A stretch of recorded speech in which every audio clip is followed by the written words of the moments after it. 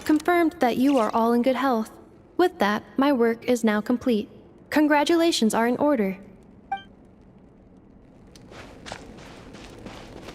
It's good to know you're all well. Puts me at ease.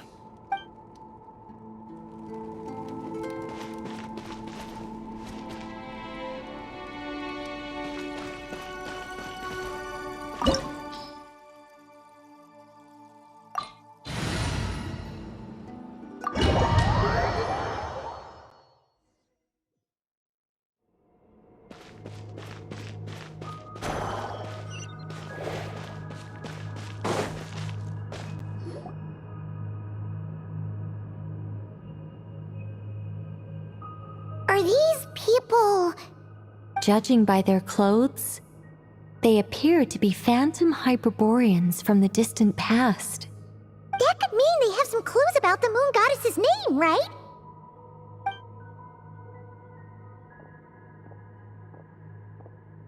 Hey there! Could you tell us what the moon goddess's name is? Sorry. That's probably a weird question, huh? How do we explain this? The moons are long gone, and their goddesses are dead. Their names no longer mean anything. When a new moon goddess is born, we will surely know her name. We have used every last resource at our disposal. All that remains is to wait.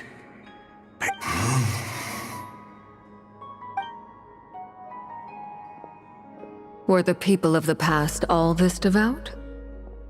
It looks like this phantom doesn't intend to converse with us any further. Surely the new moon goddess he speaks of must be Columbina. Alas, Kuthar's birth came long after the age in which he lived. But, maybe if we find a phantom from a more recent age, they might know Columbina's real name. True. Keep an eye out. We should be able to tell which era they're from by the clothes they wear. Yeah, you've been pretty talkative this whole time. What changed? Oh, nothing. I'm fine. You all make good points. When the Hyperboreans speak of moon goddesses, they mean the three from truly ancient times. I can't imagine they would know anything about our current moon goddess. There once was a time when the moon goddesses blessed them greatly and protected them from harm. So, when the war between the gods and dragons plunged the world into chaos, it seems they looked once more to the moons for help, praying for a new goddess to be born. Yeah, that checks out. Let's continue on. Who knows what else we may discover.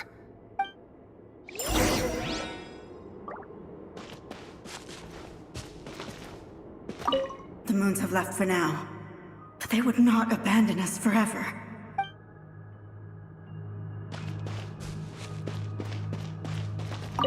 When the moons rise again, we shall receive their protection once more. Even in the darkest hour, there is always a way out.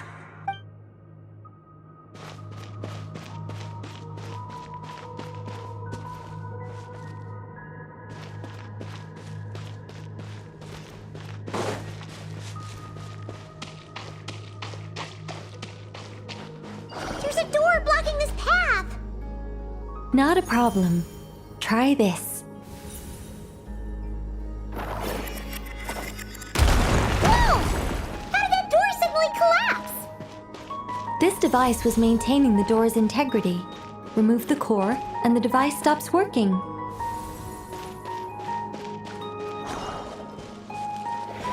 Is this our destination? Impressive. More precisely, this is a device that will help us reach our destination. Let's go. We still have a long distance to cover.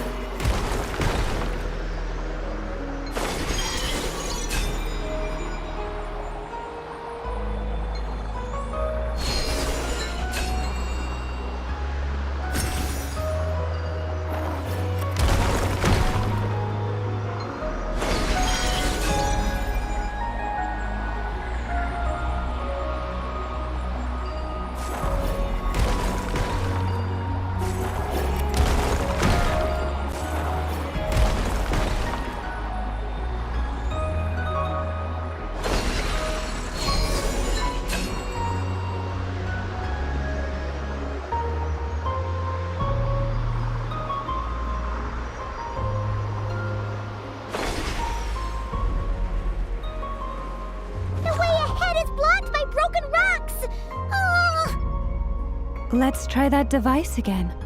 Remember the door from earlier?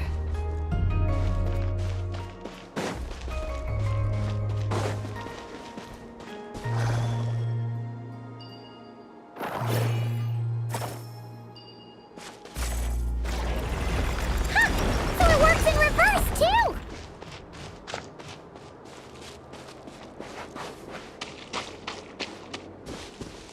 The humans we see are all phantoms, but the monsters are real.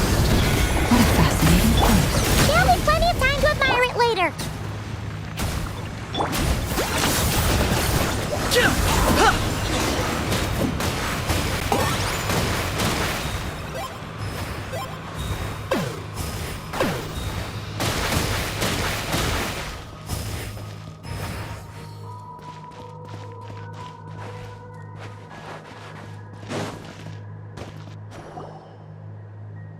Ooh, there's a whole bunch of artwork in here. Seems pretty old. Nicole, this is probably your area of expertise. What do all these paintings mean? Let me see.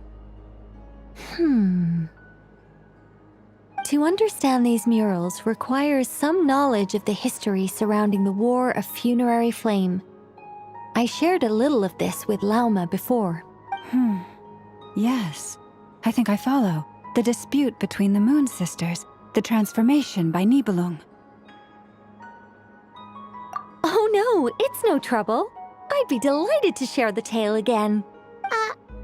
Alright then. Tevat's 3 moons and their goddesses were brought into being by the will of Nibelung, the then ruler of Tevat. But when the heavenly principles came, they changed the world completely, down to its very foundations. The moon goddesses were nowhere near strong enough to challenge this entity, but the heavenly principles did not view them as heretical entities that had to be removed. Essentially, the 3 moons existed to keep this planet alive and operational, which did not directly conflict with the heavenly principles' aims. Nevertheless, the inherent precariousness of this arrangement would soon be revealed. Nibelung returned. Yes. He did, and thus began the War of Funerary Flame, a battle for dominance between Nibelung and the heavenly principles. Discord would soon emerge between the 3 moon sisters. One would voice the opinion that they should follow Nibelung, for it was he who first hung the moons in the sky. Another would argue that taking sides in the conflict would only bring the world closer to ruin. There was no telling where it would lead, especially since their creator had returned, bearing the perilous power of the abyss. Nibelung would eventually discover their disloyalty. He had all 3 imprisoned before transforming the moons into weapons with which to fight against the heavenly principles. What? Weapons? Yes, the very moons that had once defended the planet became instruments of death and destruction, striking terror into the hearts of all living things. And although the heavenly principles and the 3 moon sisters had once been at peace, it now seemed that the moons posed an unacceptable threat to Tevat. It is possible that the heavenly principles did not know of the goddess's imprisonment. If so, the weaponization of the moons would surely have been viewed as an intentional breach of the peace agreement. Regardless of who knew what, when, the heavenly principles shattered 2 moons and flung the other beyond the skies. Whether the goddesses managed to escape Nibelung's captivity after his fall, nobody knows. But this much is certain. From that day on, the moons no longer belonged to Tevat. The rejections slowly drained their power until eventually they passed away. So that's the full story. You say the moon ceased belonging to Tevat from then on. Why then would Columbina be born here? That is perhaps due to the lingering connection between the frost moon, which was not shattered, and this world. You could see it as the 3 sisters' dying wish. They never desired war. All they ever wished for was to protect this land. I see. If the final fate of the 3 goddesses is, as you say, then Columbina faces the same grave danger. Our investigation has yet to bear fruit. We must hurry. Yeah, you're right. Let's keep going.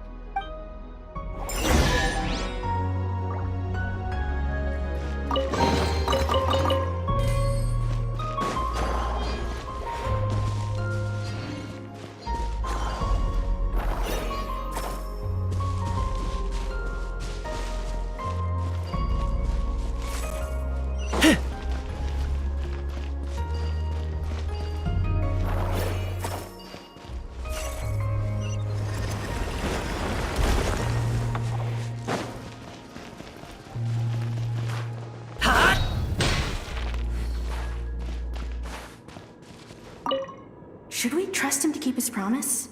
We have to. There's nothing else we can do.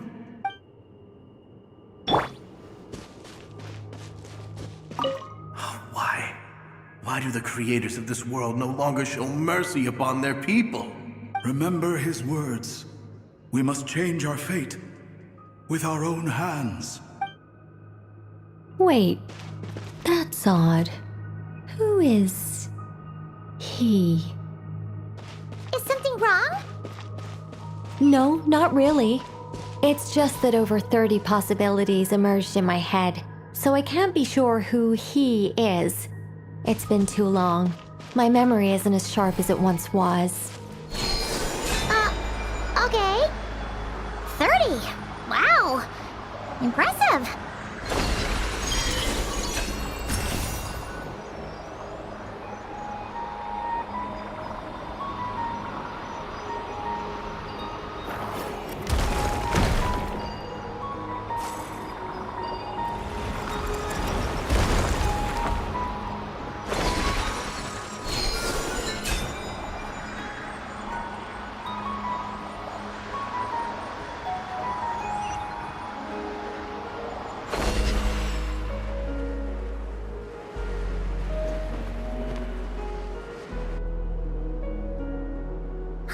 We're finally here.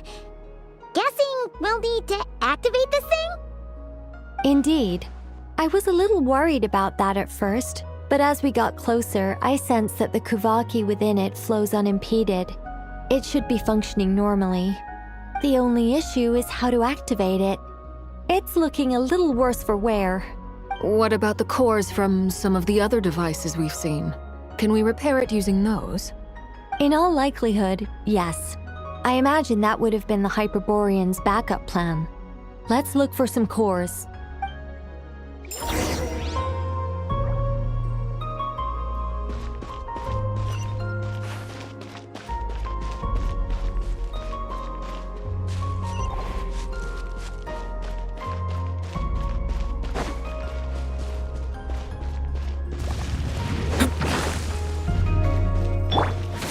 Let's light it up!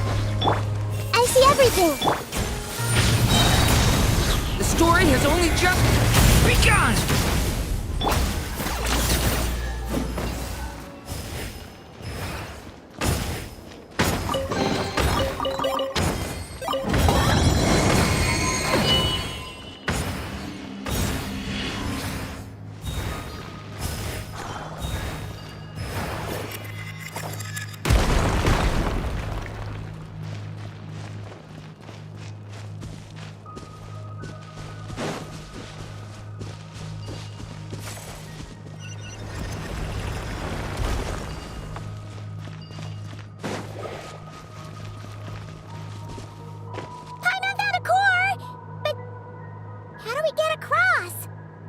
Walk up, then jump down.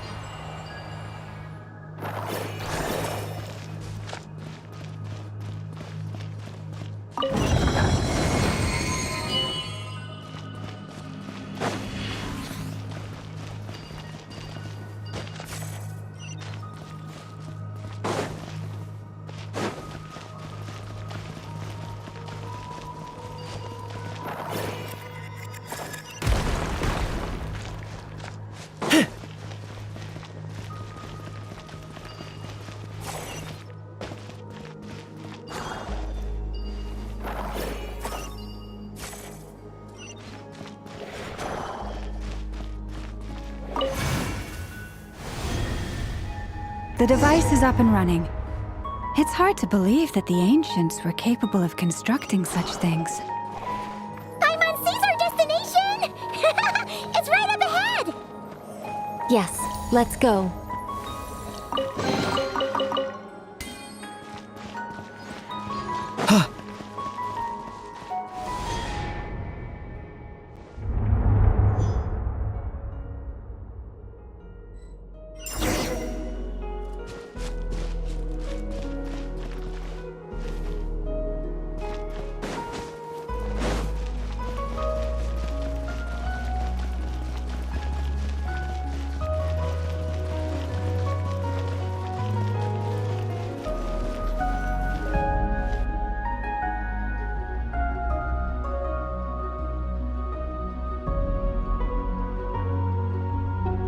This is where the people of Hyperborea communicated with the moons. We need only place the moon marrow upon this platform on Moon Prayer Night, and we shall be able to open a portal to the moon and send our moon goddess back home. The assumption being, of course, that we can find her first. That's right. You want to know if it's safe there, don't you? And yet, she has no choice but to return.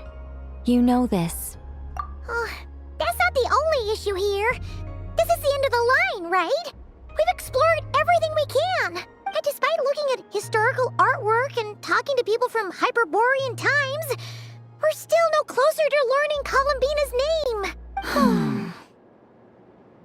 name. If it's not too much trouble, could you tell me exactly what Alice said to you about finding her name? Oh, sure. What she said was... Then your first job is to find it. As a moon goddess, I'm sure she must have a name she identifies with. Neither Columbina nor Kutar is her true name, and she's never really accepted either of them. Is it not also possible that she has never had a true name? Not at any point in history? That would be a hard pill to swallow. But at this point, we may have to accept that that is the truth. No one knows how she came into being, and she certainly doesn't have parents in any sense that we're aware of. Perhaps she was never granted a name at all. But does that mean there's no way to get Columbina back? She's just gonna disappear and there's nothing we can do about it? Huh? Wait, why all this pessimism? Was it the way I phrased this question? You all seem to be taking this in completely the wrong way. Well, just because she's never had a real name in the past doesn't mean she can't have one now. What? Think about what Alice said again. She never once said that you'd have to find a new name, did she? Are you saying what I think you're saying? Yes. Names are anchors that connect us to the world. If she doesn't have one already, then all we have to do is create one, no? It's like... yes. Traveler, when you first arrived in Teyvat, do you think you would have turned around if someone behind you shouted, "Hey, Tumaini"? But what about now? I understand what you mean. Life is a long journey. Even the friends and family by our side can change over time. When people call you by different names, what matters isn't so much the words themselves, but what they symbolize, and of course, whether that resonates with you. Ether.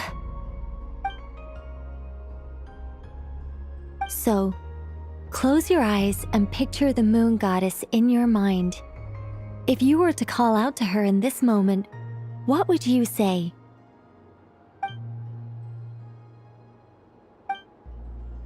Columbina. Columbina. Paimon would call her Columbina too. Well, she has long forsaken everything that Kutar represents. I think from now on I should call her Columbina too. Well, it sounds to me like you found your answer. Are you sure? Is it really that simple? We haven't found her this whole time, and not for lack of trying. For a journey like this, the process is every bit as important as the outcome. Had you not searched far and wide, rejecting every other answer you were offered?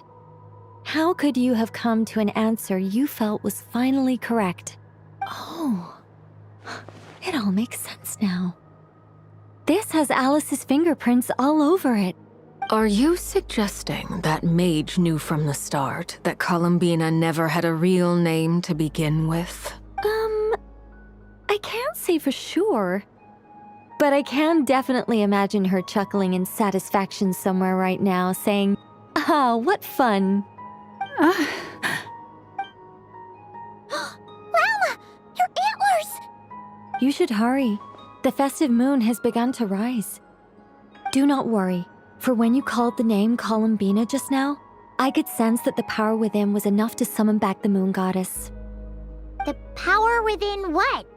The name? Yes. So, the thing is... What's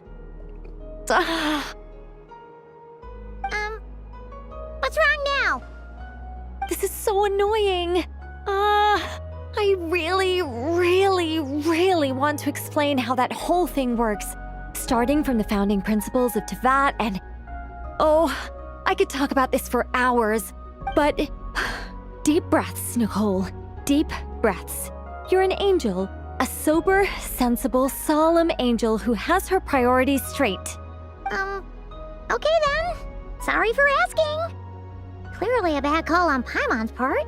Anyway, you all need to hurry. Last thing, remember how it felt when you called out that name. Then it is agreed. By the name Columbina, we shall find her. Then we'll throw her the best moon prayer night party ever! And at last, we will send her home.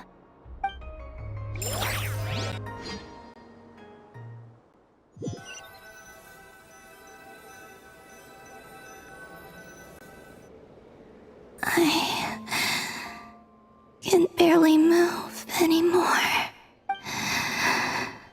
My consciousness is fading away. Have they come back out? I'd love to see them one more time.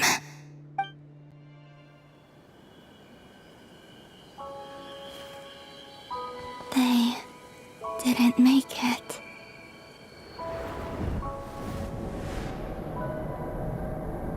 Could you tell me your name? My name is... Columbina!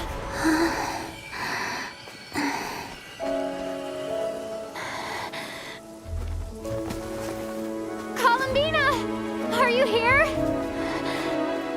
Columbina! That's the name you gave when we first met. And it's what I've called you ever since. Columbina. It's a fine name. I have many fond memories of Columbina, and so do all of your friends.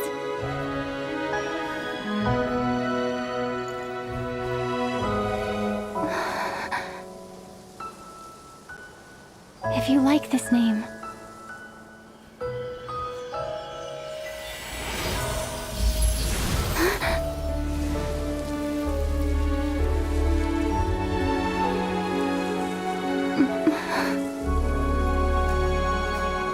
looking for me?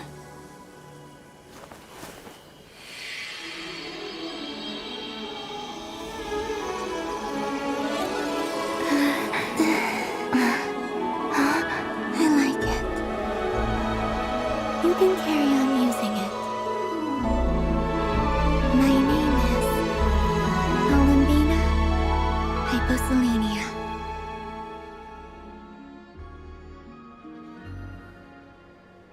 Columbina Hyposelenia. That's a wonderful name. I never thought that Columbina would become my real name. But after I met you and my other friends, the things that this name stood for slowly began to change. It went from being a Fatui code name to something my friends call me.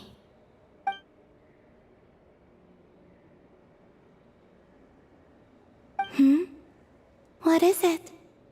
Why aren't you saying anything? I'm just so happy for you. Thank you. So, where's everyone else? We can go and meet them very soon. Everyone went to different places to try calling your name. Great. I'd like to thank them as well. Everyone's done so much for me. Searching for my name, entering those ancient ruins. Huh?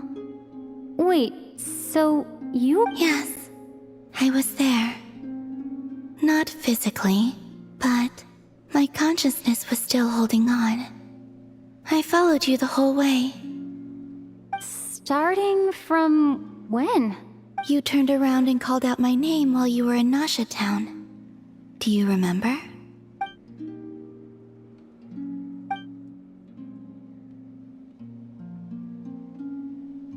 Let's go. We don't want to keep them waiting. Sure. In that case, come with me. But... Before that, could you call my name one more time? Sure.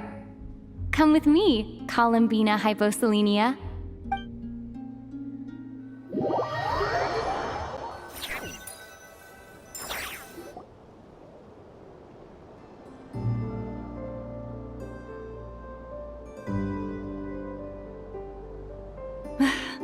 Columbina!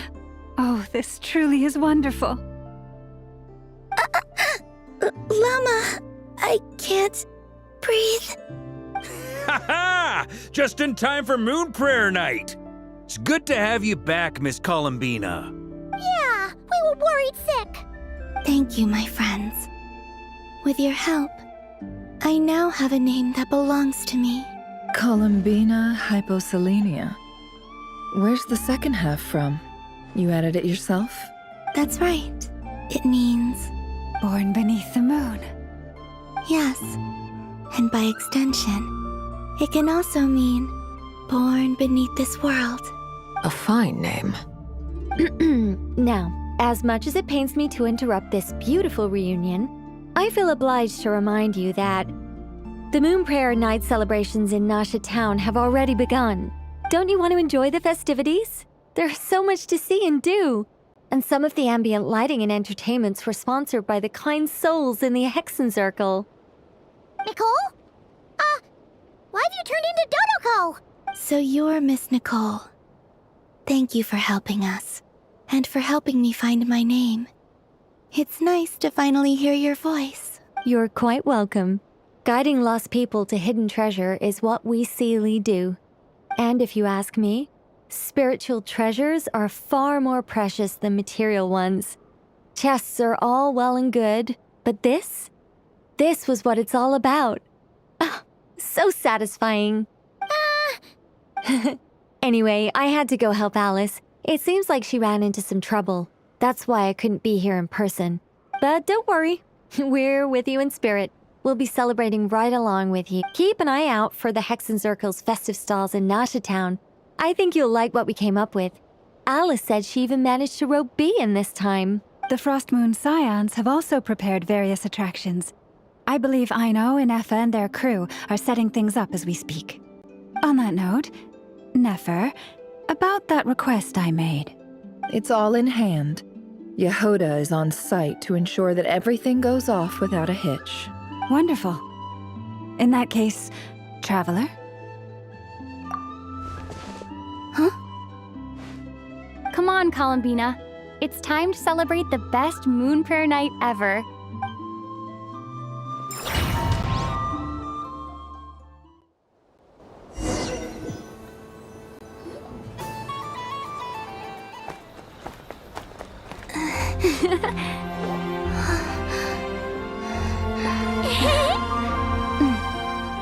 Hey, young lady! Would you like some Moon Prayer Night candy? Happy Moon Prayer Night! Oh, yeah, I almost forgot to say. Welcome home, Moon Goddess.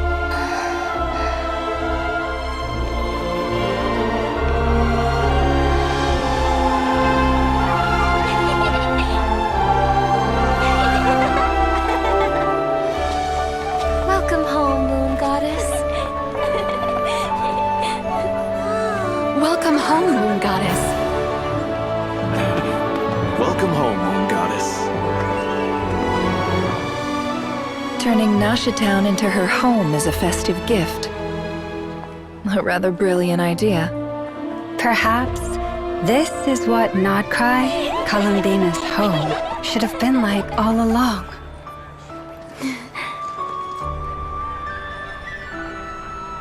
Thank you for the gift. I like it a lot.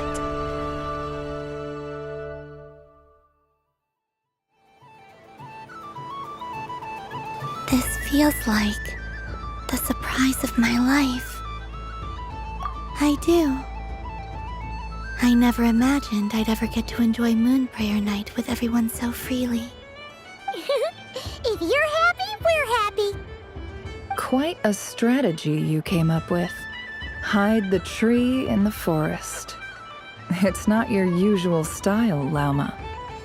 Is there something about Moon Prayer Night that enhances what's in your head as well? Apparently so. It even inspired a perennial penny pincher to use their resources for a greater cause. It truly is a magical festival.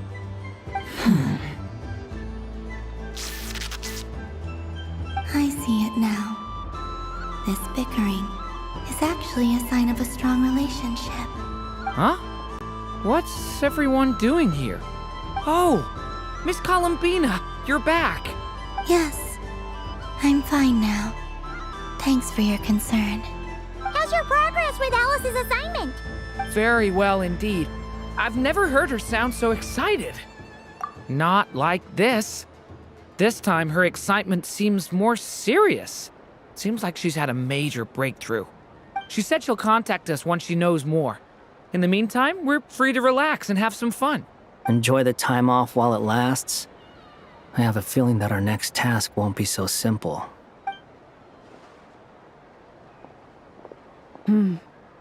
I should go. I still have a few things to attend to at the Frost Moon Scion's stall. And I think I'll take a look around. With any luck, this once-in-a-year festival will come with once-in-a-year opportunities. Hold up a second. Where's Varka? I believe he made a beeline for the flagship the moment he entered Nasha Town. That's Mondstadters for you. They know what they want when festivals roll around. Goodbye for now, Columbina. I hope you have a wonderful night. I will.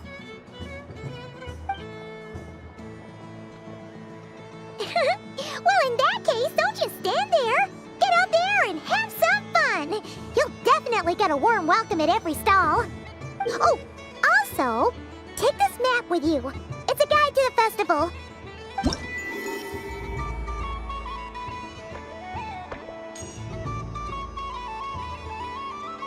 The Frost Moon Scion stall is over here. Lauma's invited a whole bunch of cute animals to celebrate too. Over there is the Hexencircle section. Atlas seemed more excited than anyone about this festival, so she insisted on making it a grand affair. Oh, and then there's the Nasha Town local specialties, including... Actually, forget that. Better if you go check them out for yourself. Thank you. It looks like a lot of fun. You're not coming with me? We'll be around. But don't you want to browse by yourself for a bit first? Yep. If you find something you like and want to try it out together, just give us a shout. We'll be otherwise, just relax and enjoy yourself. There's so much on offer, so try to experience as much as you can. And don't forget to stuff yourself with all the delicious festival food. All right then. Off I go. Where should I go first? This must be the major. But I was aiming right at it! Aw, what a pity. I saw it with my own eyes. You were so close. So very close. That's not true! It dodged out of the way right as I was about to snag it! I'm sorry? You heard me! This paper frog can move! I swear! Dear, oh dear, what are you saying? saying? How could a paper frog move? Unless you believe there really is magic in this world. But even if I, the mere humble merchant that I am, knew such magic, surely I would not use it on a paper frog. I'd sooner give Mora legs, so it could walk right into my purse. My dear, dear customer, why not have one more try? This time I'll give you 12% off, a very generous discount for one of my most regular customers. Just think about how much experience you have under your belt now. You're sure to win the next one. Darn, I used up all my coins. I'll be right back. Just gonna fetch some more from my house. Take your time, but don't take too long. This event is Moon Prayer Night only. Miss it, and you'll have to wait a whole year before I'm back. Next customer, please. Welcome. Hello. Whoa! What's this big one doing over here? How do I tell my employees not to go running around this time? Shooting them a glance won't work. I haven't known them long enough. Dory? Why, hello there, Miss Columbina. Would you like to play my ring toss game? The rules are very simple, and it's easy to get the hang of. How much for a round? Oh, first time's free. Not a single mora. After that, well, we can cross that bridge if and when we come to it. But with your sharp skills, I'm sure you'll win all the prizes in one fell swoop. That was an obvious enough hint for them, right? Right?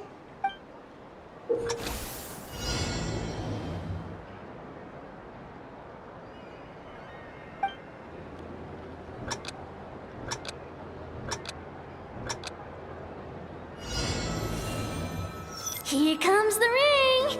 Oh, peanuts.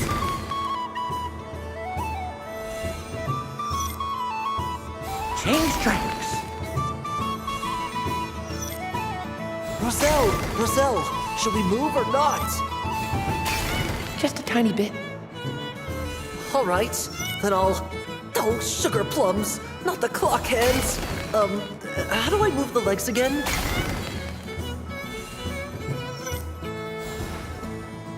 Stop dodging.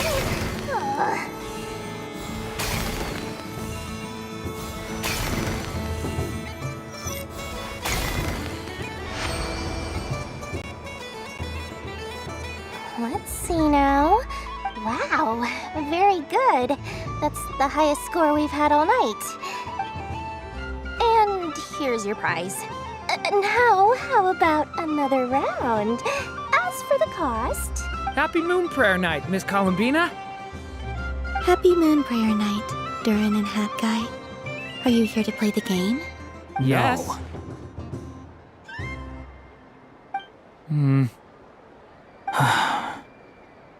You said we were just coming here to say hello. I did, but then I recognized a few more people as I got closer. Do my eyes deceive me? Is that... It's our little dragon! He's all grown up! Someone's popular. Well now, since you came all this way, why don't you try out this lovely game we have going? First try is free! He'll have a go. I'll pass. It's only one free try per customer. You can't give your try to him. I'm aware. How has Elder Almond been lately? He's in great shape. He goes for a run in the forest every morning to stay fit and healthy. He tried to go boat racing with Firecracker a while back, but he couldn't even make it onto the Lotus Leaf. Firecracker was in fits of laughter. How about you, little dragon? Can you still fly? Yes, I can. But you've become less chatty. Has growing up been tough on you? We call that maturity. You know, the thing people sing about. The knight wields a sword of stone to defend those hearts that are made of gold. Stone is very heavy. That's what keeps him from talking too much. That's awesome! I want to be a knight when I grow up too. Ring, here I come! Oh, the hat-wearing man. I never thought I'd see you again. You seem more determined than when I saw you last on the train. If you say so. Oh, I do say so. The people you once helped see it clearly. It's because you are once again on the right track. May the engine in our hearts propel us to the station of our dreams. I can move! I can move now, Roselle! What are you doing, running into the rings like that? You got them all so quickly. I have never seen anything like this in all my travels. Is this guy actually an old friend of theirs? But how? They're origami animals and clockwork people from a fairy tale. Getting to know them would be quite an arduous task, unless they share a hometown? I have to get to the bottom of this. Next time I see the great mage Alice, I shall demand answers. Thank you, Dory. I had a lot of fun. Now for your prize. Where did I put it? Give me a moment to dig it out. Oh, sweet grand prize. How I wish I didn't have to let you go. Good thing I've already turned a profit from the customers earlier in the night. Otherwise, I'd have wasted all my hard work. Okay, I'm back. What? I leave for 2 seconds and someone's already claimed the grand prize? Oh, well, these things happen, you know? Perhaps you'd be interested in one of the other prizes instead. We've got all kinds of wonderful goodies here. Is this the thing you wanted? Here, you can have it. Huh? But... Don't worry about it. It will be happier with you. Oh, thanks so much, miss. Moon Goddess. Oh, goodness gracious, Columbina. Give me strength. How am I supposed to make any more money from this child at this rate? Daddy, look! That's the game I was telling you about! Forget it. She is the Moon Goddess after all. I'll think of some other way to swing this. Maybe I can try to hook this new kid. Huh? Oh, someone already won the grand prize. You can take mine if you want. What? Why? Why are all these bleeding hearts coming here to ruin my business? Happy Moon Prayer Night, everyone. Happy Moon Prayer Night.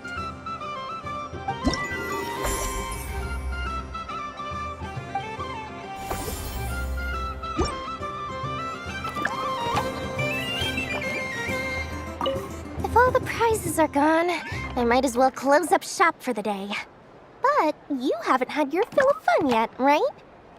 So the next time a customer shows up, you're going to have to run faster, all right? And remember, run out of the rings, not into them.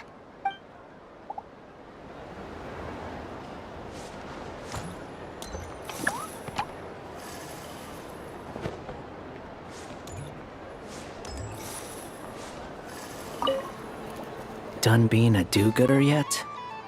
Thanks for coming here with me, Hat Guy. Are there any games you'd like to play? It's your turn to pick. I'll come with you. Why does that hamster think you've grown up?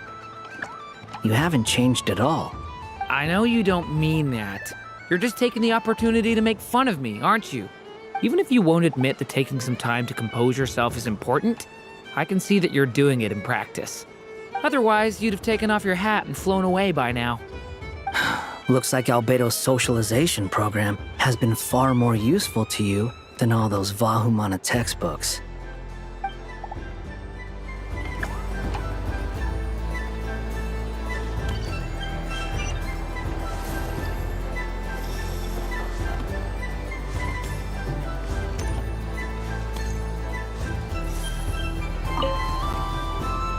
A soft and furry creature that bounces and jumps. Welcome home, Moon Goddess. This one talks, too. Allow me to introduce myself. I am a Dodoco from a distant archipelago, the most mischievous of all my Dodo brothers and Dodo sisters. When the going got tough, I powered through, and when I met obstacles, I boomed them away. That sounds like a lot of fun. Doesn't it just? Oh, but then the trouble started. Recently, I found a lovely beach, the same beautiful jelly color as my hometown, and so I dove in to have a look, only to find it overgrown with seagrass and nasty little spiky fish everywhere, looking to turn me into a Dodoco kebab. I made it back to shore by the skin of my teeth, but my tail was sorely hurt. Couldn't you just boom them away? Oh, I wanted to, believe me. But I've heard that you, Moon Goddess, can understand animal speech. The last thing I wanted was to cause a gigantic fuss and get taken to court by a school of spiky fish. I'd be driven out of these waters for good, and my winter holiday would be ruined. And so, dear Moon Goddess, I was wondering if you might lend me your allegiance. Are you roping me into a crime? Oh, let's call it a once-in-a-lifetime carefree adventure. Does that sound better? All the festival goers tonight are dressed up as the Moon Goddess, but there's nothing to say that the Moon Goddess can't disguise herself as a Dodoco, is there? Besides, this is your home. You should be free to be whoever you wish. I'm afraid I'm not well acquainted with Dodocos, Madam Mage. Oh, that's quite all right. We Dodocos are innocent, happy creatures with a free-spirited nature. Many, like myself, are mischievous troublemakers. Others are lazy souls who like nothing better than to lie down on a nice rock and take a nap. In our eyes, every creature who yearns for happiness and freedom is a Dodoco. But perhaps in yours, we Dodoco are a fluffier and more mischievous breed of Kuhenki. Yes, that is a much easier image to follow. Oh, wonderful! Then let's play! Grab onto my tail and follow me into the sea. Time to settle some scores with the bad guys.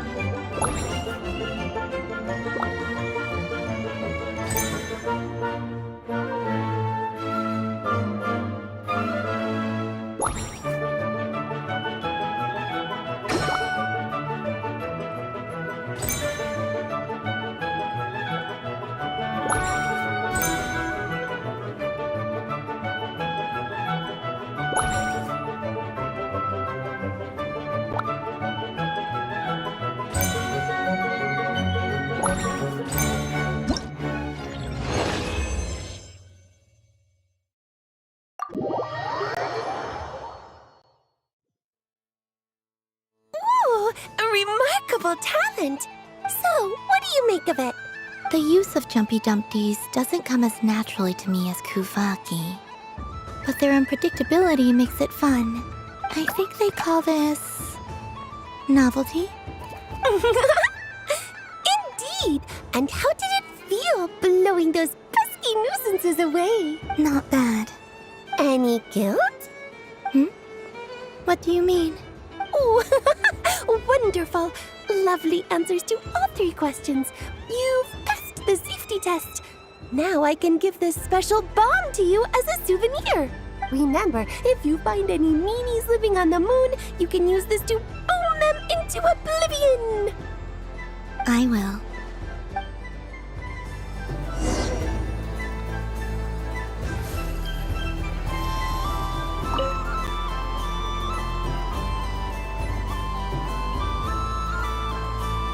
wouldn't say it's unfair exactly. I mean, your voice goes right into people's heads. How would you explain that to the kids? You can't just explain it away as magic. Is something the matter? Ah, Miss Columbina! No, nothing you need to worry yourself about. Ah, impeccable timing. Stick around for a second, Miss Columbina. I need your input on something. This self-proclaimed Knight of Justice has yet to give me a satisfactory answer. I, for one, would like to hear your verdict on the matter. Hey, now, I left the flagship just to help you out, Miss Nicole. What's going on? So Alice and I are both using long-range remote control spells that work on similar principles, allowing us to attend this festive fair in Dodeco form. Sorry, let me backtrack a little. While similar, there are some key differences. Alice, being a great mage, wanted her Dodeco to reflect something of her own charm and mystique. So she adjusted the way its tail moves when it spins around. An entirely gratuitous move, in my opinion. I hardly see how anyone is going to notice that. If anything, I'd say that anyone who stares intently enough at a Dodeco's tail to notice such a small detail is someone we ought to be highly concerned about. I only say this to emphasize that my question has nothing to do with tails. Now that we're clear on that, why is Alice's Dodeco permitted to interact directly with the children celebrating Moon Prayer Night, while mine is not? Your voice speaks directly into people's minds. See? Exactly what I said. Miss Nicole? Ugh, I can't stand it. I know that probably makes me sound like a whiny child acting out in front of their parents. And it's a little embarrassing now that I think about it. But hey, I said it now, I can't take it back. That would be even more embarrassing. Also, don't go reading too much into that analogy. It was off the top of my head. I'm actually an awful lot older than either of you. Miss Nicole, are you saying that you'd like someone to play the game you've prepared? I'm not so invested in that. It's just something cobbled together using items I borrowed from Alice. She probably didn't even make them herself. The point is, I want to know everyone's thoughts after they receive their prizes. But as you've said, I can't just ask. I've been biting my lip for so long, and I've had no one to vent my frustrations on. I thought this was going to be a nice, straightforward festival where I'd get the chance to guide people to treasure. Well, can I play? I can't guarantee that I'll win a prize, but... You will? I'd like to try. Then what are we waiting for? Let the game begin! It's like they forgot I was ever here. Ha ha ha ha.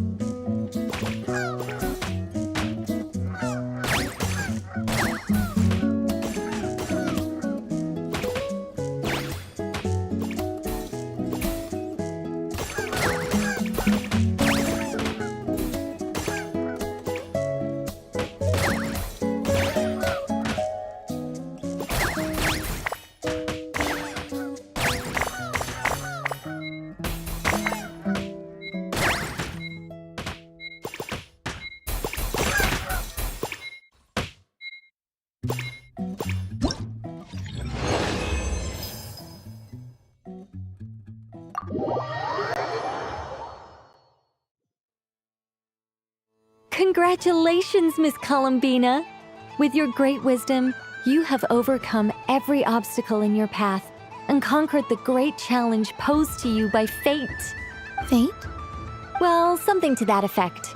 If you'd prefer something more poetic, it could be the icy winds or the dawn. Anything you like, really. You could even go with the challenge posed to you by Dodeko, if that's what you're into. Anyway, you can take or leave my suggestions. Moving on. All my hopes are now resting on this. Can I open it now? Stop teasing me. Please, I'm begging you. No more talk. Just open it. Wow.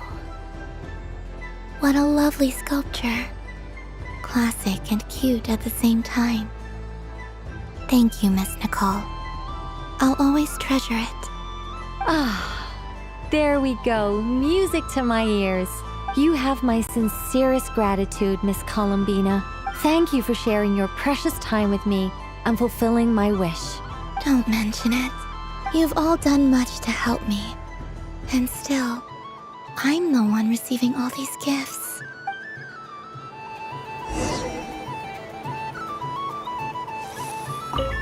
I don't suppose you'd like to play again? But don't get me wrong, once is plenty. You're under no obligation to indulge me any further. And besides, I don't have any other prizes for you. All right then. Happy Moon Prayer Night. Up for another round of fish blast? Of bye-bye, bad fishies! Of course! Feel free to come back whenever you like. There's always time for a dodo venture.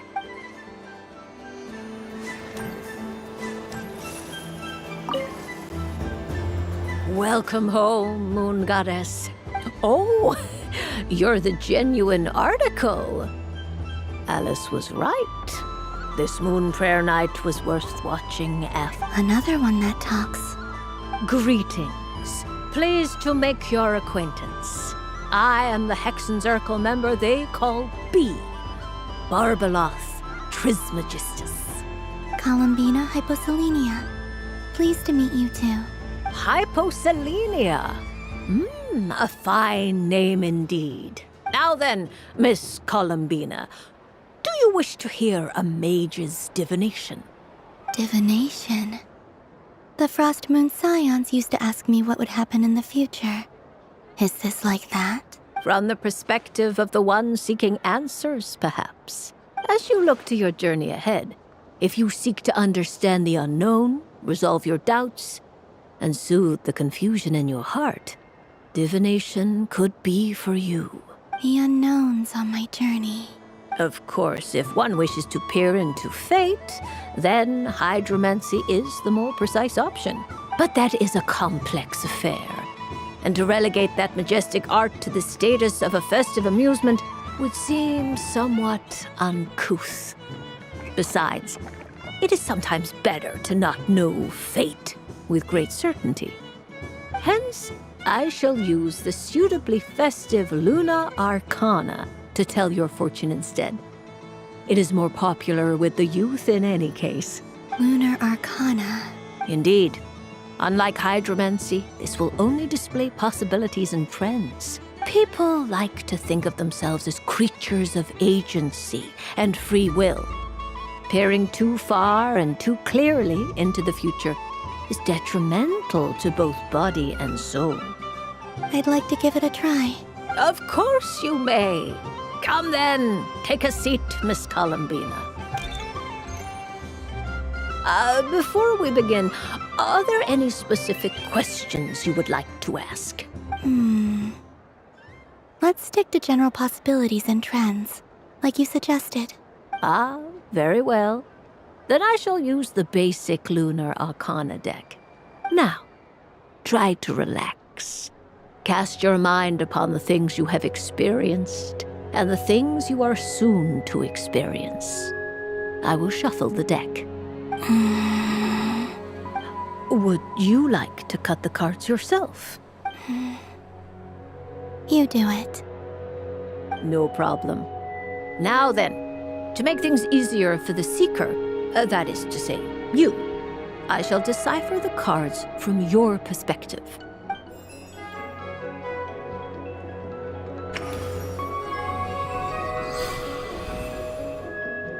Please, draw the first lunar arcana. This represents destiny and is the foundation for the divination as a whole.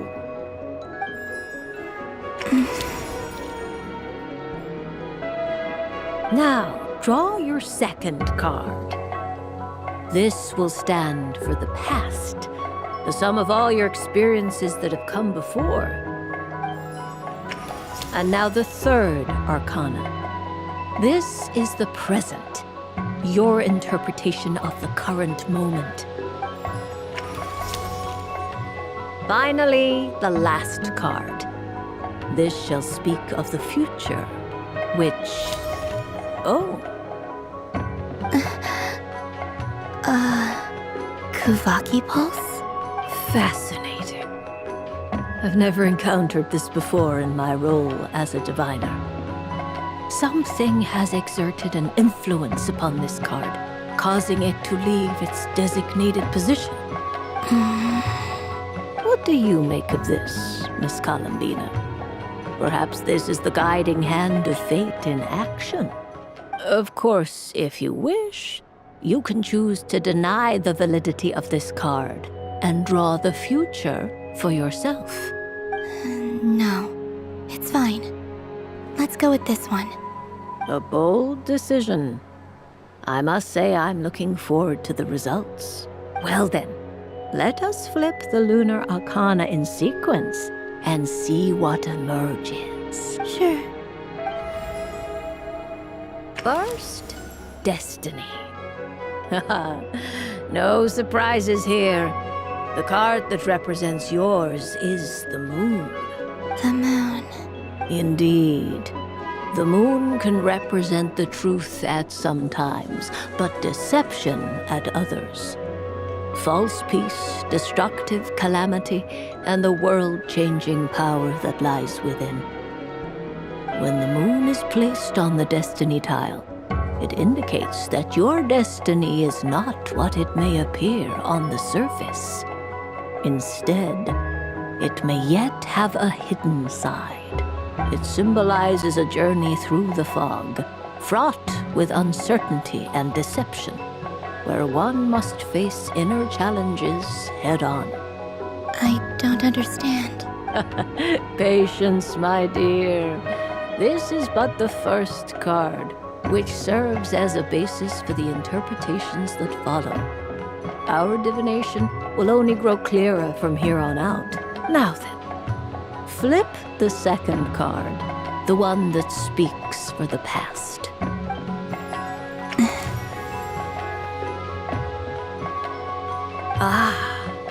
The Hermit, but inverted. Inverted? Yes. The Hermit symbolizes solitude, introspection, and the pursuit of truth. When inverted, it represents isolation, truth out of reach, and a path that leads one astray.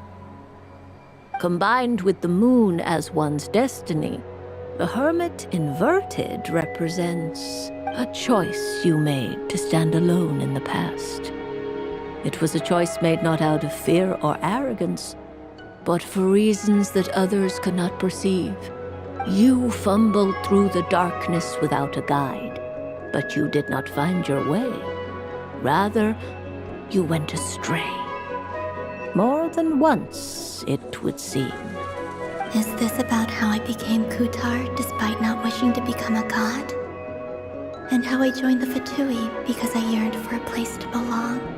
I suspect only you know the answer to this question. All is not lost. The past is in the past, and so it shall remain. Shall we look into the present now? Oh my. The Lovers. One of the most interesting Luna Arcana. What does this one mean? This means that you have had an unprecedented emotional experience. The joy of finding your soul becoming intertwined with that of another. A precious and wonderful thing indeed. It's true. I've made a lot of friends recently, and they are very good to me. I like them a lot. That sounds lovely. I am most delighted for you. The lovers can also represent important decisions, perhaps related to a parting of ways. Now, if I were to guess... Yes. My return to the moon. I understand. Parting with friends is never easy, Columbina. But rest assured, this is not the end of your journey. There is always another story waiting to be told. The future always lies ahead. The future. Well now, it's finally time to flip this most mysterious of cards. Why did it appear? And what does it wish to tell you? I'm ready. Very well. Flip this card and see what lies on the other side. Oh. Miss Barbeloth? What is it? This card is death. That doesn't sound very good.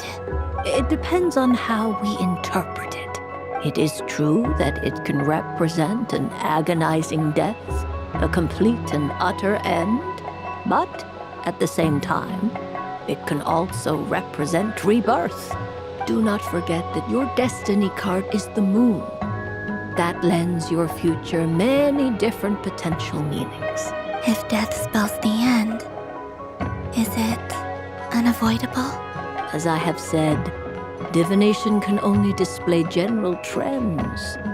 It is a rough guide, but it does not show predetermined outcomes. Allow me to summarize it for you. In the past, you may have lost your way, but now you have gained new connections and new strength. You now face an important decision, one that may bring about a great change in what is yet to be. This change might, in turn, be the end of all things, or their beginning. But remember, everything is subject to change because of the moon present in your destiny. You must see the truth clearly and face your innermost thoughts. The truth. My innermost thoughts. Thank you, Miss Barbeloth. Don't mention it. Some people dislike divinations, for fear of glimpsing an ending to their story that they wish was not so. But I can see that you're different. The result of this divination will not sway your decision. This is a rare quality, and one that diviners always hope to see in the seeker. We are here merely to guide, not to exert undue influence. I understand. Go then and illuminate your future, Miss Columbina. The moonlight that shines from you now is most captivating.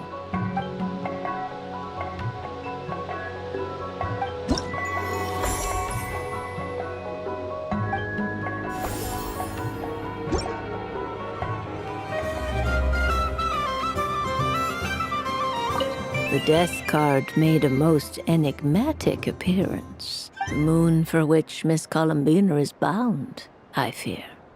Fretting is of no avail. I will have a chat with Alice about it sometime.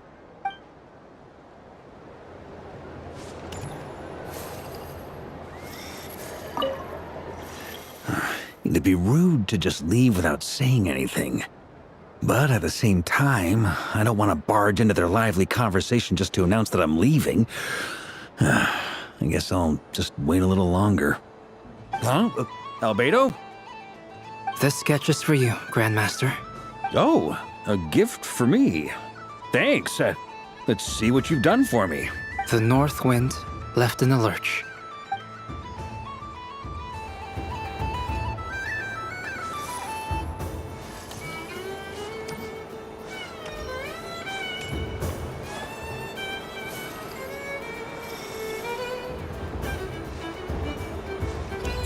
This is the Frost Moon Scions area. It feels very familiar. But everyone looks much happier than usual.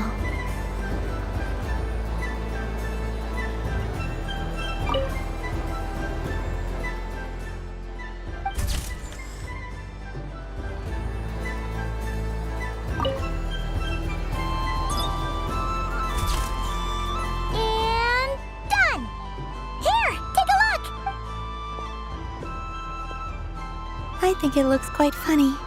Well, Paimon thinks it's super cute. It looks like a silly chic badger and a rhyme-horned deer that's about to fall asleep. Maybe I'll stand on the chic badger's side instead. It looks like we've attracted the attention of quite a few animals. Let's make room for them.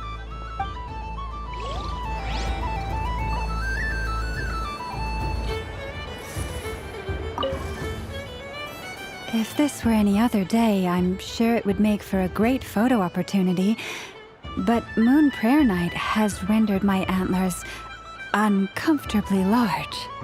Doesn't it look like this rhyme-horned deer has 2 sets of antlers?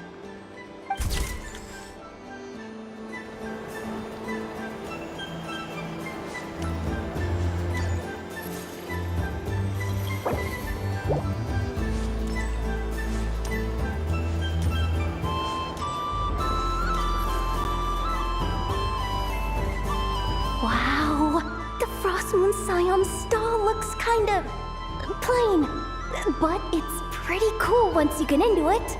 I don't go to Hisi Island much, but it's got that, like, old-world cultural feel.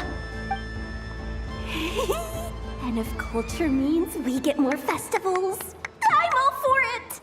Hello, Yahoda. Columbine... hello, Moon Goddess. That was too close. I almost gave the game away in front of the staff. Oh, wait, what's the deal with her shoes? They don't make a sound when she walks. I could do with a pair of those. Do you like balloons too? Balloons? Oh, you mean those? What's so fun about balloons? I'm not a kid anymore. They're probably more up Aino's alley. Yes. The animals seem very curious about these strange flying objects. I was drawn here by their voices. I recently learned a fun new game you can play with balloons, so I decided to come and give it a try. A new game? Hello. Welcome home, Moon Goddess. Here to buy some balloons? Yes. Could you give me a few that haven't been inflated yet? Are you sure? I guess it's not a problem, but... Yes, please. Thank you. Uninflated balloons? But those are just little rubber pouches. What does she want with those? Would you like to play the balloon game, Yahoda? Huh? Sure. I guess. How do you play it? Wait here a moment.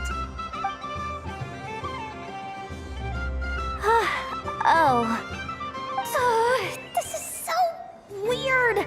What have I gotten myself into now? I thought I saw Columbina nearby. Uh-oh! That's the 4th Harbinger! Although she's helped us out quite a bit, she's good people, right? Is she looking for Columbina? Oh, guess that's my ticket out of here. I'm not sure my heart can take being sandwiched between 2 Harbingers. Which stall is she checking out? Oh, it's that other Frost Moon Scions one. Try on the headgear, see what it's like having antlers or animal ears for a day. I wouldn't be caught dead wearing that stuff. So embarrassing. I have enough gear to carry as it is. Wait, what? She put it on? How peculiar. This would take some getting used to. I wonder if this is what it's like for Lynette. It really suits you, ma'am. What is this? She was so intimidating a moment ago, but now, dang, She's really rocking those ears. How does she make them look so cool? I suppose I may as well keep them on for now. All part of the festive experience. She's coming this way. How do you do, Miss Yehoda? Oh, jeez. Don't talk to me while wearing that thing. Where am I supposed to look? Oh, hey there. I'm looking for Columbina. Have you seen her? She just... Huh? Wait, is that what she meant by balloon game? Yeah. Huh? No fair! How come I get caught in the crossfire? An ambush from the rear? Is this a declaration of war, Columbina? Would you like to play too, Arlecchino? Seriously? Are they gonna start some beef right here, right now? Gladly. That said, I believe there is another who would like to join. Boss Nev! Thank goodness! You've gotta get me out of here! Things are kicking off big time! Hello there. I'd like 10... no, make that 20 balloons, please. What? Miss Moon Goddess, I hope you're prepared to pay the price for assaulting my employee. Welcome to the game, Nefer. Just to be clear, let's keep this a fair fight, okay? No strange powers, please and thank you. Naturally. Don't just stand there, Yehoda. Aren't you going to team up with me? Huh? Do I have to? Of course. Don't forget, the Curatorium has a reputation to uphold. I knew something like this was gonna happen.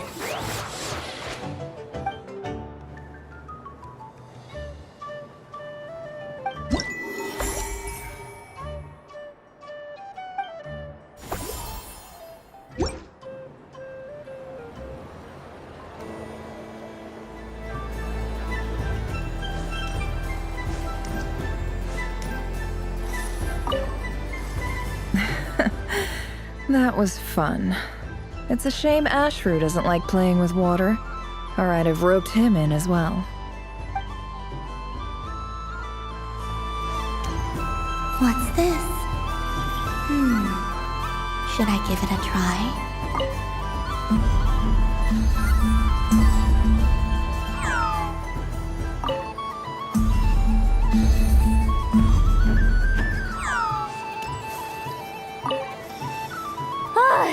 I just had a water fight with 2 Fatui Harbingers. Pretty scary, but also surprisingly fun.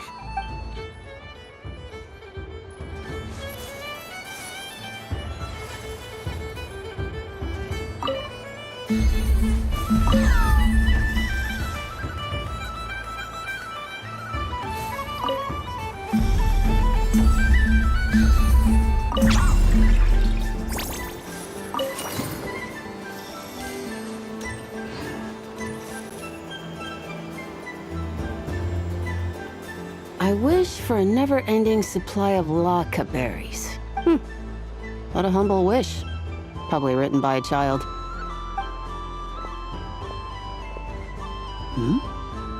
Is that Lauma the Moon Chanter?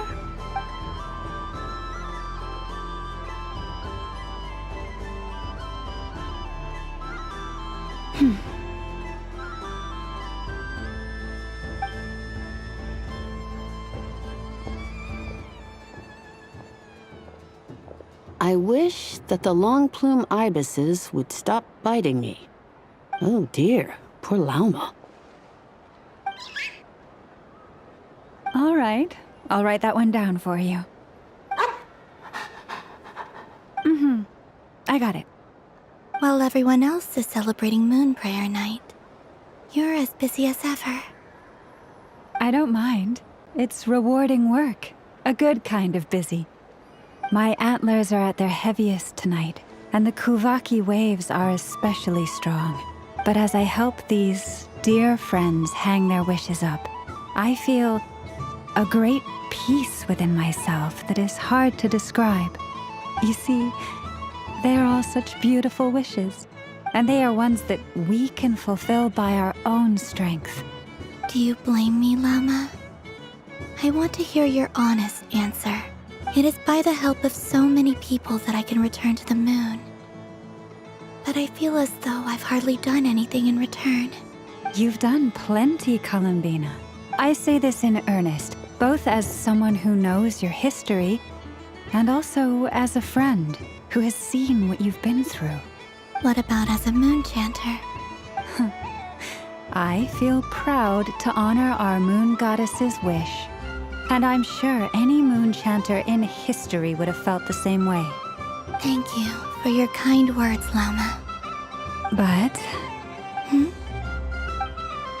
since you asked for my honesty, I won't lie to you. My feelings are mixed right now. Besides pride, I also feel, I suppose it's a reluctance to let go. Once you return to the moon, we will be far apart and separated by a false sky. I'm sure those of us left behind will gaze up at that sky, yearning for the moon once in a while, just as you used to do. I will miss you, Lauma. I will miss you all. I hope to stay in touch. I will try and find some way to send messages down from the moon. Perhaps you could use Kuvaki. I've heard Yehoda say that signals can be sent using long and short waves, or strong and weak lights. That sounds a little complicated. What if we forget what the signals mean? We could prepare a codebook beforehand, but... You're right. It wouldn't really suit you. Still, whatever happens, I believe that you will find your own unique way of communicating with us. And now that I think about that, my heart feels lighter. Because you trust in me? Yes. I have faith in you, and in the power of truth. In my experience, the truth tends to be difficult. But that's what makes it stand out from what is false.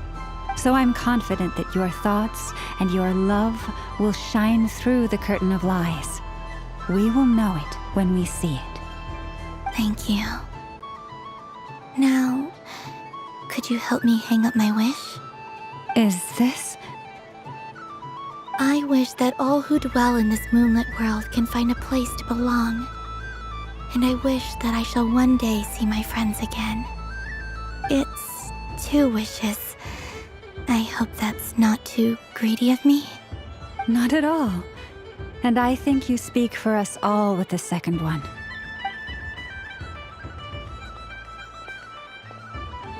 I shall continue to pray until the day that all of these wishes come true.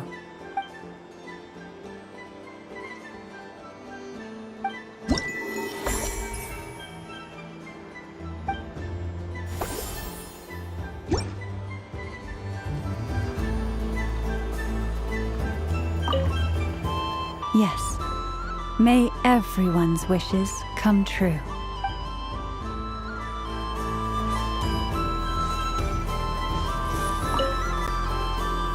Miss Liliki! A kitten's been following you all this time. Oh, so it has. Hello there, little kitty.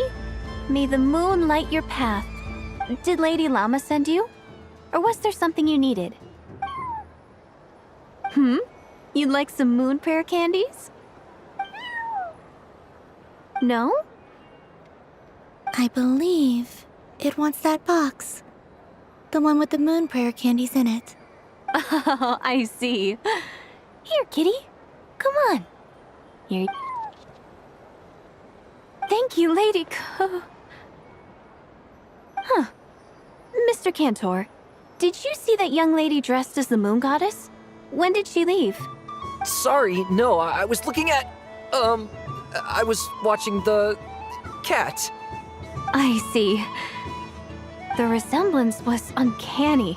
She seemed like the true Lady Kutar, the one who guides souls. Huh. Mr. Cantor, did you— Sorry, no, I was looking at— I see. The resemblance was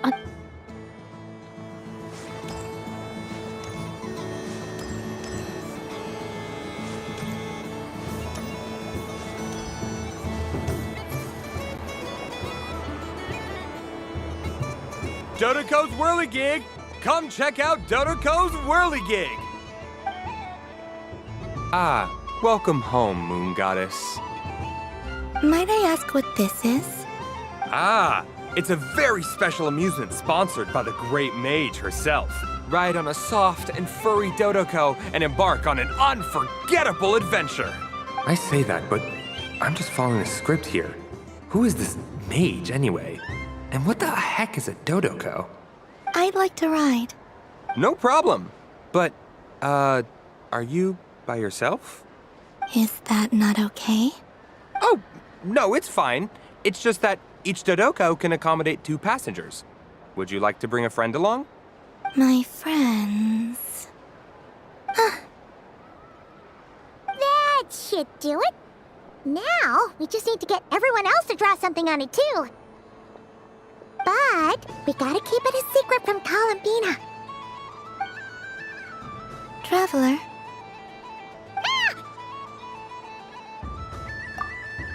I want to go on that ride. Will you join me? Let's go then. Don't worry. Paimon will do the rounds. You go have fun.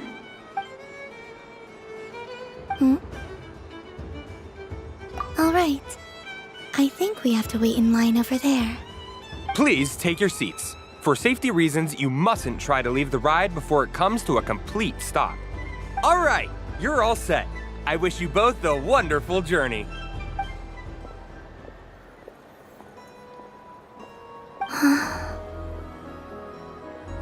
Not bad. It reminds me of riding a moon lane. Sometimes, the Kuhenki circle around me like this, playing their beautiful melodies. Yeah, I'm going to miss them.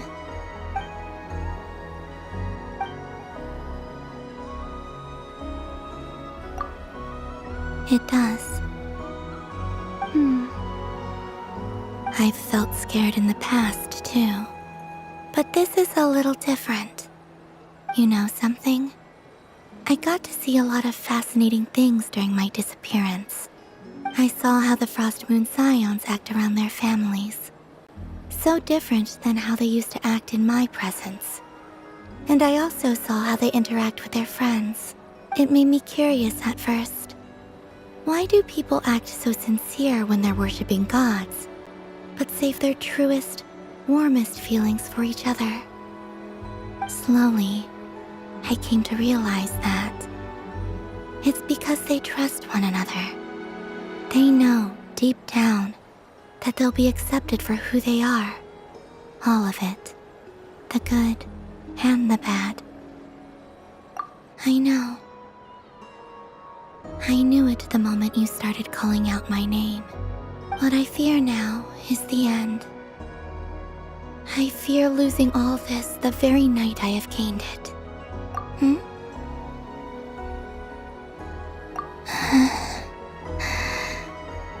Thank you for this conversation. Thank you for listening to me. Don't worry. This fear I have, and the unknown that awaits me, they cannot hurt me. Not when I possess a treasure far greater. I just want you to remember this version of me. The real me. On this final night together. Dear passengers, Dodoko's awesome adventure has come to a close. Please leave in an orderly fashion, and we look forward to seeing you again in the future. Don't want the journey to end, huh? Don't worry, you two. There's always another adventure waiting just around the corner.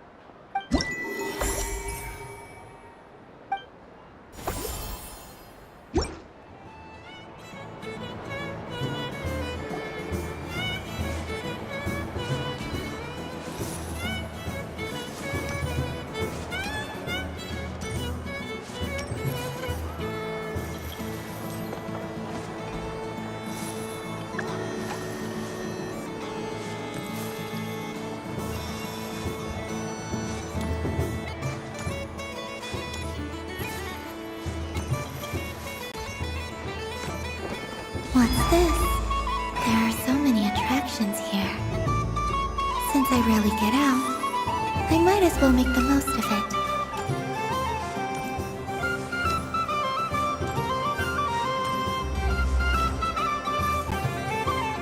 Moon prayer candy! Beautiful, tasty moon prayer candy! Buy a whole box, share it with your friends and family! Candy? To share? I wonder what flavors everyone would like. Welcome home, Moon Goddess. Fancy a box of moon prayer candy? Sure. I knew you would! Now, what flavor would you like? I'm not sure. What flavors do you have? Is this for yourself or as a gift? A gift for my friends. Ah, I see. In that case, I'd recommend apple, lockaberry, or midsummerberry. Those are the most popular. Do you have nocturnal blossom flavor? Huh. I've seen couples give those as gifts before, but I did not know they were edible. No? Okay then. Moonfall silver? You did say this was for friends, right? Maybe smetana then. Hey, now that's a creative idea! I've never tried it before, but if you're happy to wait, I can see about whipping up a batch on the spot. While we're at it, you got any other ideas?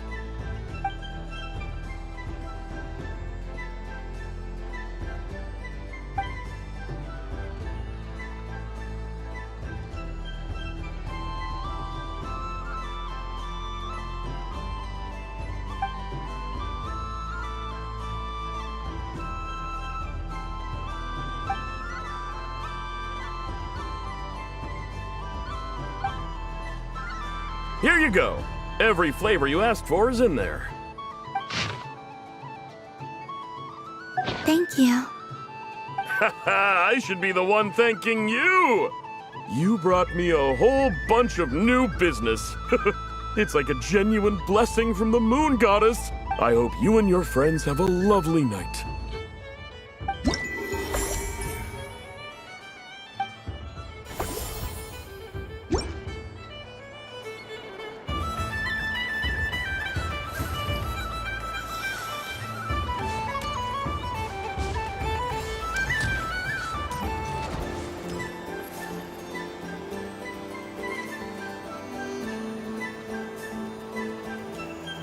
Doesn't make any sense! How am I losing every single time? Wait, Inefa, you're cheating, aren't you? Yeah, that must be it. I am not cheating, Aino. Uh-oh, sounds like Inefa's turning into a big baloney bot. I think it's time for some serious maintenance. Moon Goddess, help me. Miss Columbina, Aino is attempting to cheat. I'm not the cheater! You're the cheater! How dare you throw it back at me?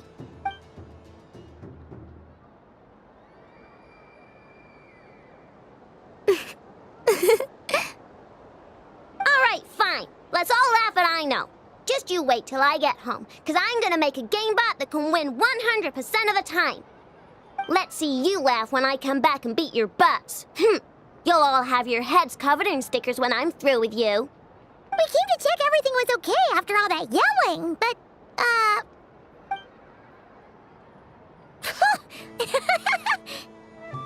Whatever it is, it sounds like cheating is allowed.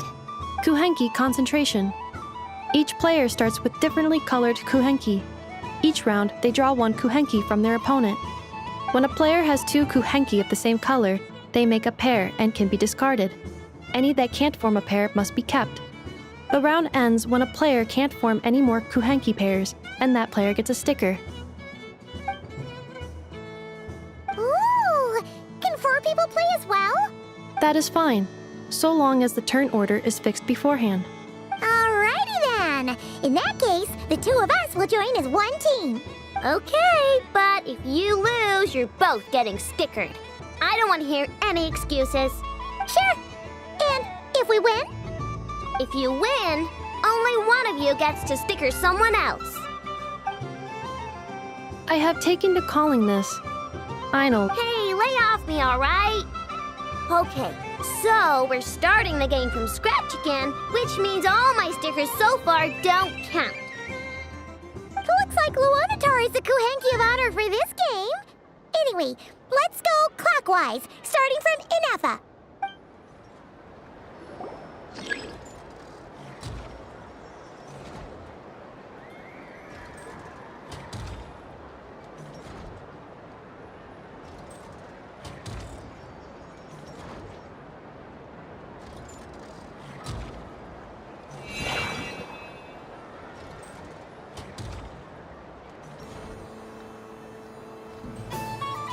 Nice! That's a pair!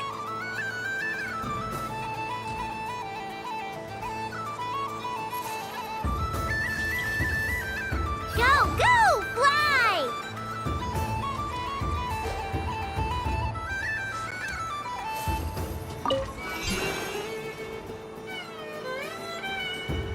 Go on.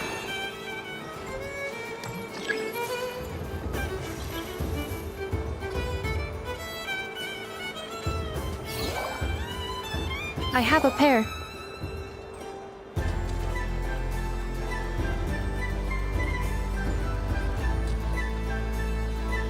Uh-oh! We gotta pick up the pace!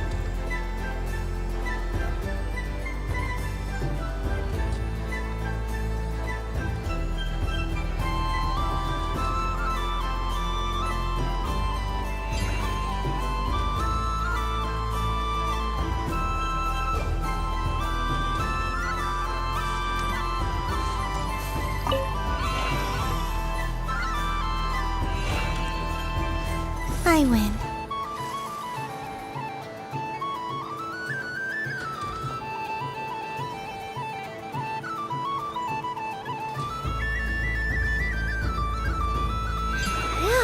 That was too close. I thought I was gonna lose. Good luck, everyone. Aw, we're out!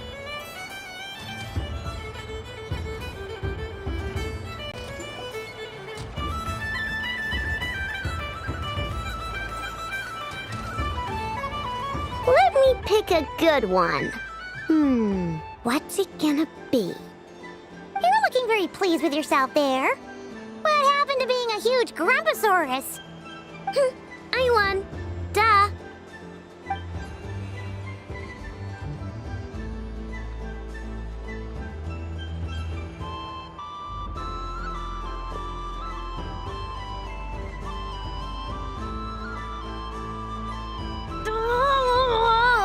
Me again?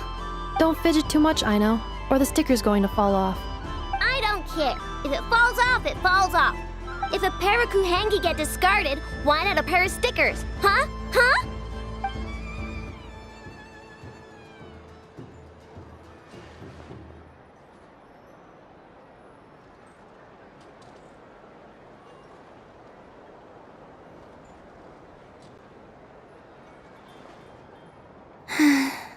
I've lost. Sticker, sticker, sticker!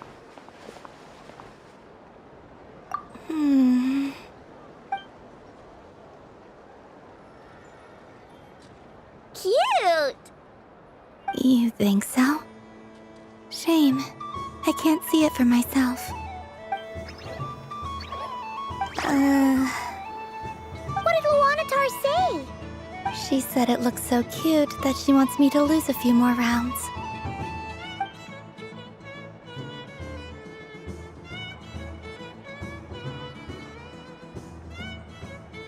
Who put these stickers on Paimon's eyebrows? Ugh, she can barely see! Alright, now, I think we got enough evidence to prove that there's a serious problem here. Yes, I agree as well. The culprit is... Inefa! Culprit? What did I do? Quit acting dumb, Inefa! You're not wriggling your way out of this one. I've been watching you. Not only did you remember whose side Luanatar started at, but every time someone drew a Kuhenki, you were logging it and calculating every last possibility. which kuhenki pairs were gone, who had what color kuhenki in their hand, even our facial expressions. You were keeping track of it the entire time. Exactly! Why I no said? Putting aside the fact that running calculations is not against the game rules, do you have any evidence to support your allegations? But that's not against the rules either. So she admits it.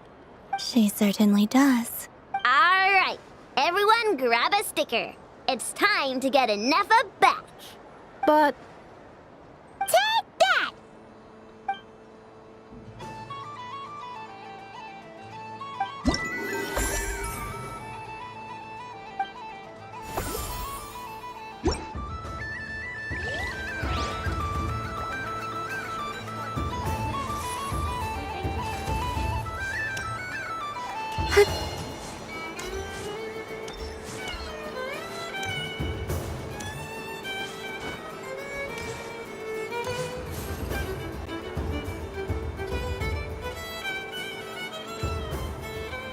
Well, well, look who it is.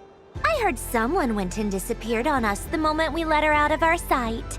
They looked all over for you. Frankly, I didn't think you'd be back for Moon Prayer Night. Were you worried about me, Sandrone? You would like that, wouldn't you? Do you even hear what you're saying? It seems to me like you disguised yourself with festive headgear, just so that you could come see me on Moon Prayer Night and make sure I'm okay. You didn't even bring Polonia with you. You? Ugh, I thought you couldn't see. I cannot. But I sense the confusion of those around us rippling through the Kuvaki currents. Based on what I know about you, let me guess what you're wearing. Is it cat ears? Shut up! I'm only here to protect the Fatui's interest in this territory. Running into you was pure bad luck. Really? But you were the one who asked Arlecchino to help everyone find my name. Columbina! Ugh! Just one more word, and I'll unscrew your vocal cords. It's Columbina hyposelenia now. Tell someone who cares. I've missed you, Sandrone. The whole time I was gone, I was thinking. I hope I get a chance to say some ugly words to you. Is that supposed to be a joke? Anyway, let's go play that game. What? You mean that frostfin whale? Yes. It's some kind of game where you get bitten if you step on the wrong tooth. Seems like fun. Who in their right mind would wanna... Because you're not a scaredy cat. Fine! You wanna play? Let's play. Don't complain when I kick your sorry butt. Lovely. You old geezer! I'm gonna beat the pants off you! I almost forgot. Sandrone? What is it now? You'd better not lose, or I'm going to beat your head in. What? Allow me to demonstrate since I'm feeling so nice. You just step on the teeth, like this.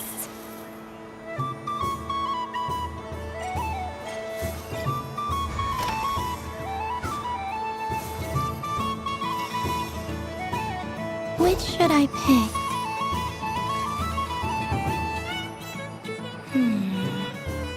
I'm getting a bad feeling from this one. Sensing your turn, Sandrone.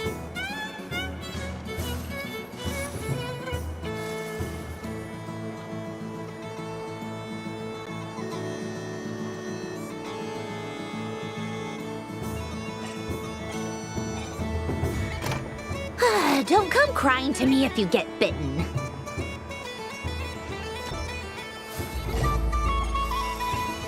There are less and less teeth remaining.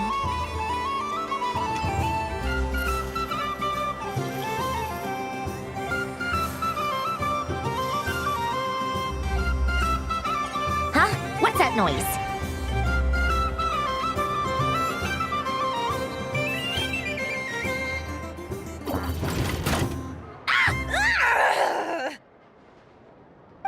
you might have picked a bad tooth, Sandrone. Shut it! Do you need any help? It seems like you're stuck. No!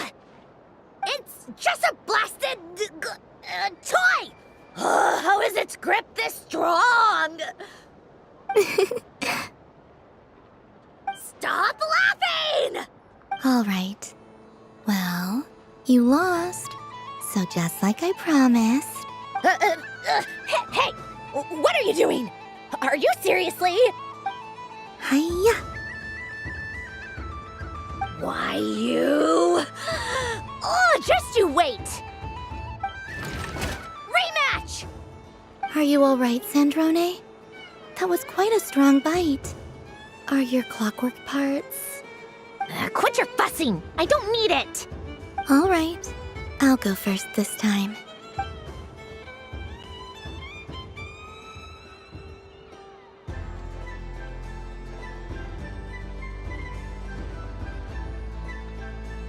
I see it now.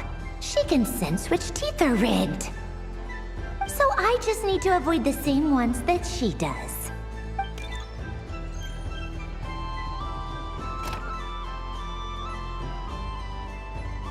This one... Seems fine. She avoided that one then?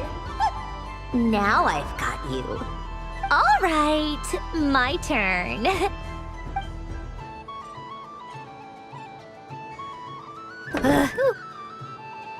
What?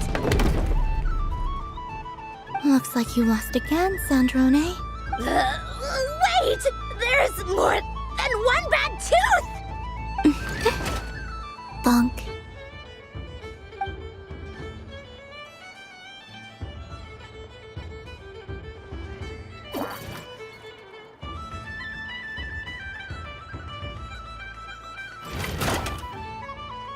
Stupid game! What idiot came up with this? Are you all right, Sandrone? You said some nasty things just now. Oh, I'm peachy. Should I let you bonk me on the head as well? Ah, forget it! Come on, bonk away. It can be your consolation prize for losing so badly. I told you, forget it! Gah, you've always been so annoying. Singing right outside my door, inviting yourself to my tea parties, going AWOL. And now you're off to the moon or something. Of all my days with the Fatui, the times I spent with you, Arlecchino, and Rosaline, they were my favorite. I will not forget them, just as I shall not forget this moment. We'll always be friends, no matter where we are, right? Who'd want to be your...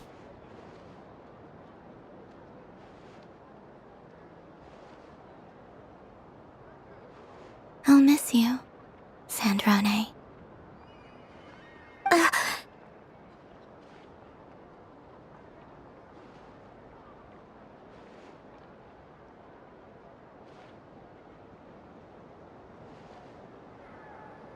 Goodbye, Sandrone.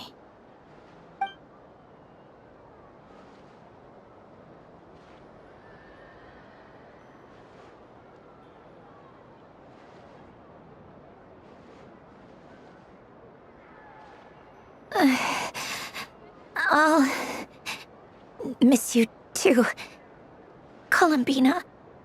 Sorry, what was that? Ah! Ah! Yeesh! No need to freak out. What's wrong? We've been looking everywhere for you. What do you want? Oh, nice ears. What do you want? This. Huh? It's your turn to draw something. You're one of her friends too, aren't you? Doesn't know how lucky she is. Sorry? Nothing. I'm done. Take it. Oh, that was fast. thing. Last time we spoke, you mentioned you were interested in the Narcissan Kreuz Ordo's research, remember? There were too many people when we last met, so we didn't get the chance to do this. What are you talking about?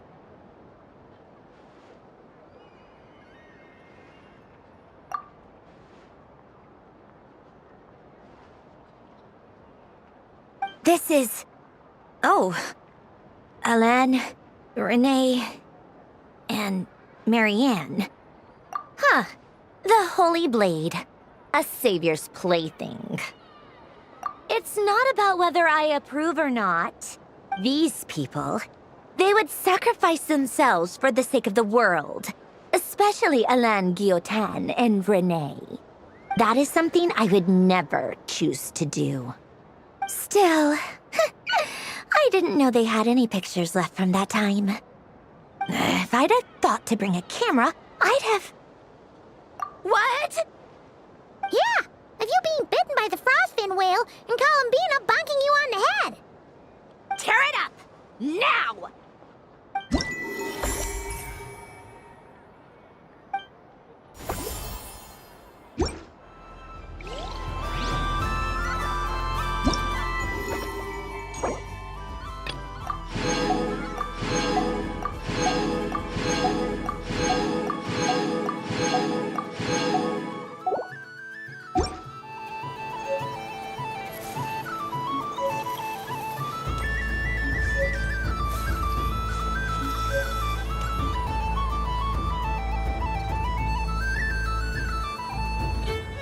What is going on over here?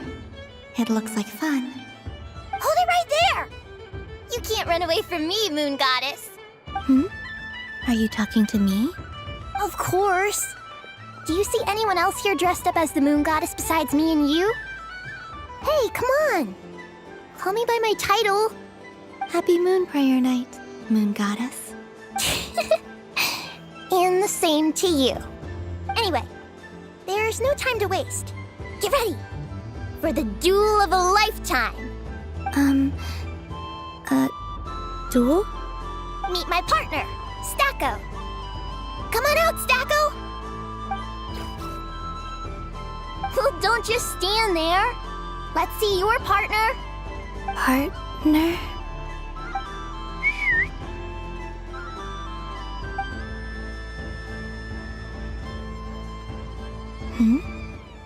So I need to select a partner and command them in battle. Partner. I need a partner.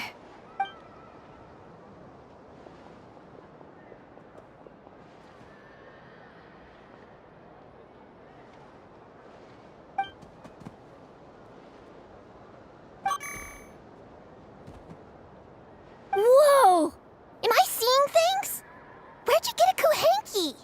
They're super rare. That's great. But you can only bring one partner to battle against me and Stacko. No ganging up allowed. They all look so eager to be picked. Which one should I choose?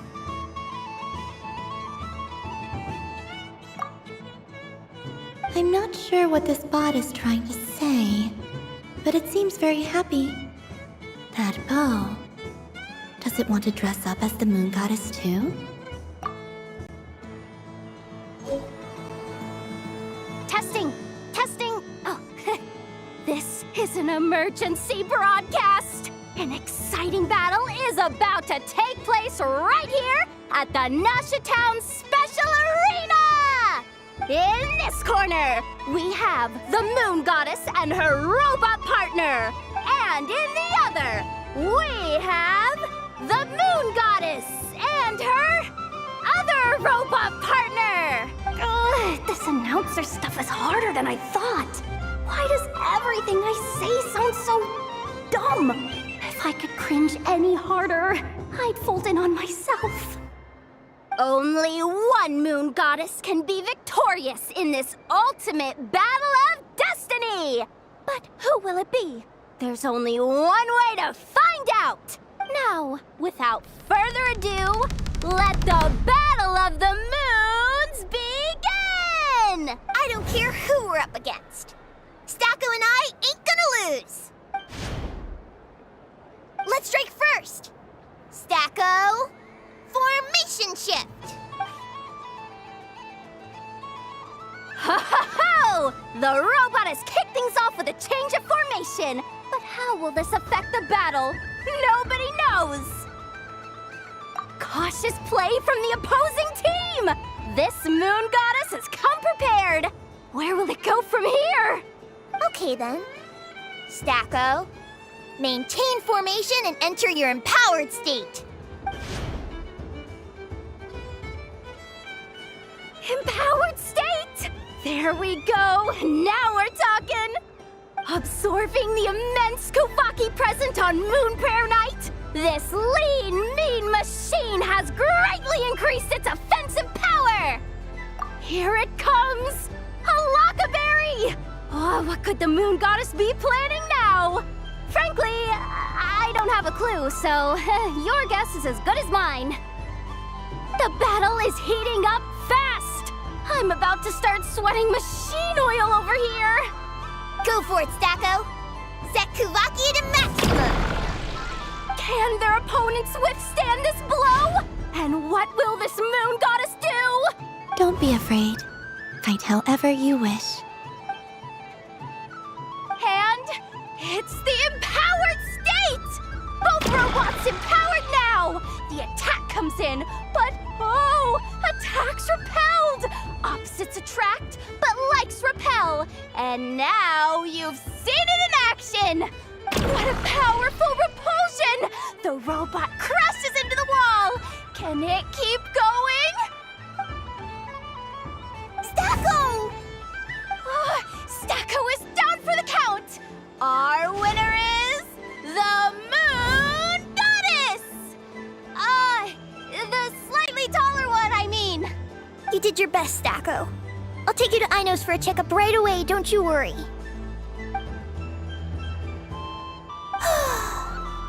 Well, you beat me fair and square, I guess. Honestly, I underestimated you. Won't make that mistake again. I think my partner deserves most of the credit. Just you wait. When I'm a little bit older, I'm gonna come back a whole lot stronger. Be ready.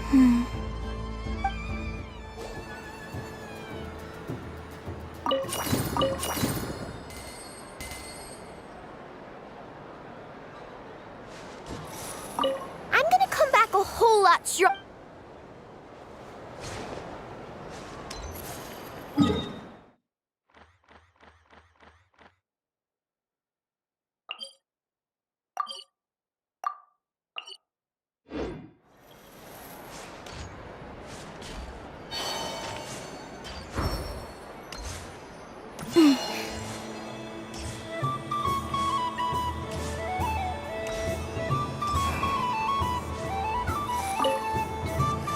I've seen Lenny and the other children play this game before. It would seem that it's not a bad way to relax. Once candy. Would you mind if I took a handful extra? I'm sure the children will enjoy them. I must say, Columbina, you really have changed. You never used to show this much consideration for other people, even when prompted. I'm sure Sandrone would agree when I say, I like the present version of you better.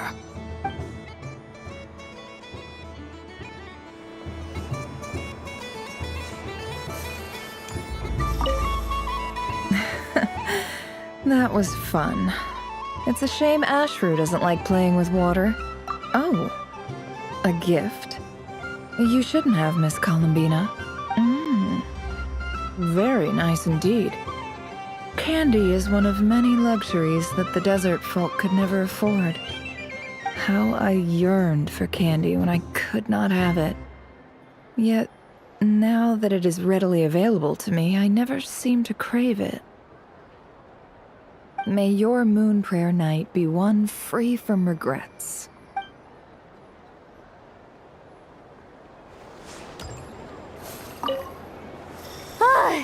I just had a water fight with 2 Fatui Harbingers. Aw, man, this feels kinda wrong. Like, shouldn't we be the ones giving you candy rather than the other way around? I guess I'll just take one. What flavor is that? It tastes like getting a mouthful of muddy grass. After being rear-ended by a blunt-horn rhino, then face-planting the ground. I'll never get this taste out of my mouth. It's delicious. Mm-mm.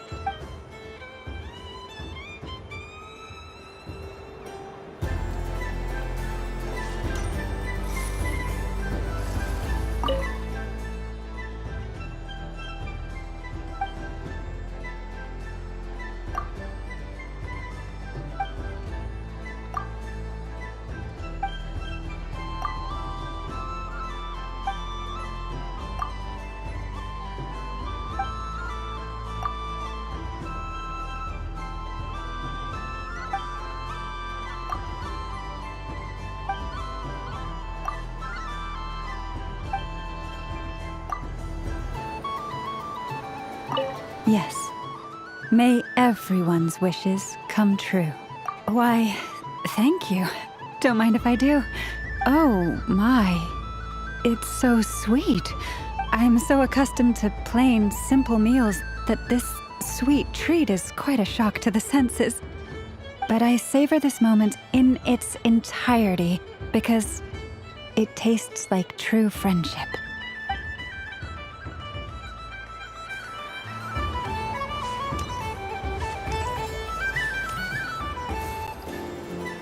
Sunny days!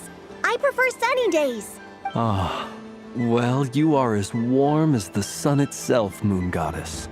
Very well. I believe your spirit animal has to be this most adorable chic badger. Wow! Thank you, Mr. Talking Magic Lamp. Have a very happy festival, Moon Goddess. Flins? That's you, isn't it? It's our little secret, my dear traveler in Paimon. Okay, sure, but why are you here selling sugar sculptures? Everyone celebrates in their own way. After gazing into the abyss and spending time around gravestones all year, what better way to relax than to see sunny smiles on the faces of the living? Besides that, I like to think of myself as a fair judge of character. I dare say matching personalities to confection suits me rather well. That's not what Paimon was talking about. Aren't you afraid that your true identity might be exposed? Should I be? There is all manner of magic in the air this moon prayer night, thanks to the work of the great mages. I see Miss Columbina is hiding in plain sight. Why should I not do the same? Why miss this rare opportunity to enjoy a special evening in my true form? Fair enough. You got a point there. People who don't know you will probably think you're just a talking lantern. Well, now that we see eye to eye, what brings you here? Not a search for your spirit animal, I presume? Well, actually... Here, see for yourself. Oh, this is... How wonderful. A beautiful idea. Yeah, we just met Varka, and he said that having everyone draw their own section was kind of boring. So, he did your bit for you. Varka. Ever the maverick. I see his artistic skills are truly one of a kind. In that case, I shall paint something on Mr. Albedo's behalf in a short while. What? Why not now? Ahem. Welcome home, Moon Goddess. Phew, that was close. Hello, Flins.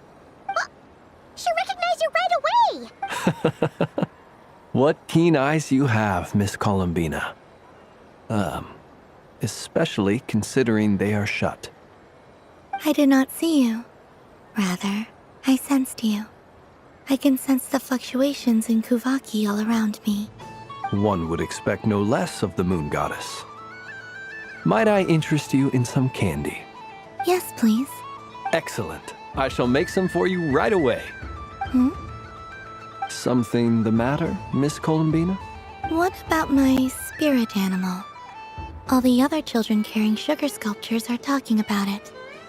Wait, is she taking the test seriously? Ah, my apologies. How could I neglect that? You are quite right, Miss Columbina. Every one of us has a magical creature living in their heart. Would you permit me to help you find yours? Yes, please. Do you prefer the day or the night? Night.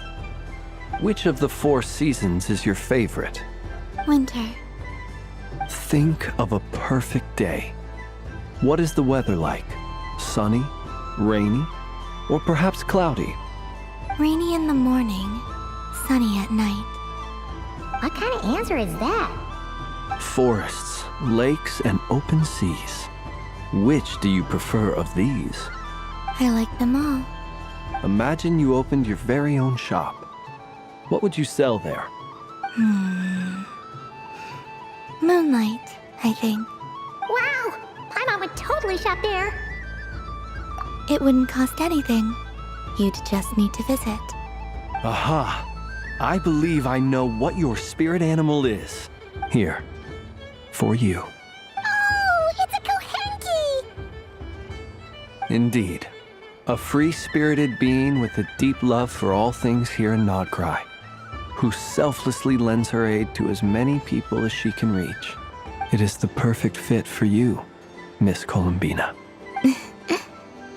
Thank you. It would be my honor. But you shall have to forgive me. We have known each other for quite some time. I doubt there is any answer I could give that would come as a surprise to you. So instead, would you accept this sugar sculpture as a token of our friendship? It's a lantern. Hey, why don't you two go enjoy your candy over there? Paimon wants to try out this spirit animal thing too. Right, Flins? Come on, play ball. I get this drawing done. But I want to hear Paimon's answers. But it'll probably take ages. Paimon's a complex soul. And we don't want your candy to melt while you wait, huh? Oh. Okay then.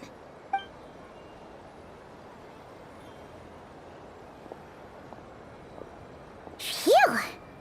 Nice excuse, Lady Paimon. That was some quick thinking. Yeah, no thanks to you. A little help next time?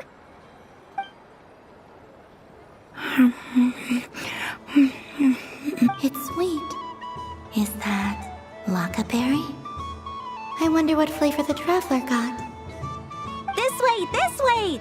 It's the candy-selling lantern! I'm coming! Of course. Traveler, maybe we can share? Yes. I found out recently that people share their food sometimes, so I'd like to try it. Or is that a no? Thank you.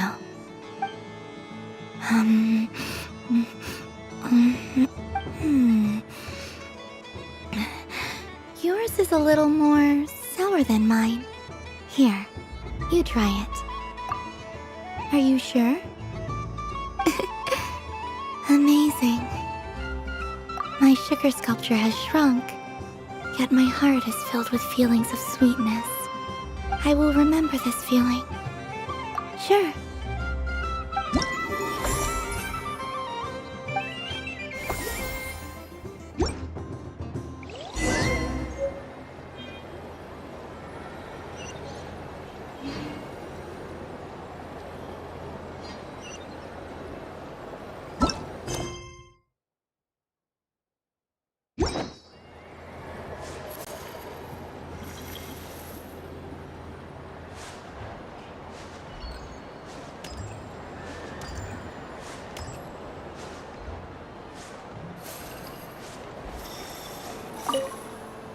Done being a do-gooder yet? Thanks for coming here with me. Are there any... Why does that happen? I know you don't mean... Even if you wanted... Otherwise, you'd have Looks like Albedo's socialization program has been... A moon prayer candy for me? Huh, thank you. It smells like... baked apples and butter. Reminds me of Good Hunter. A restaurant in Mondstadt. I always have to resist the temptation to go there unless I'm ordering food. I understand your homesickness, Miss Columbina. I have a double dose of it, because both Simulanka and Mondstadt are my home.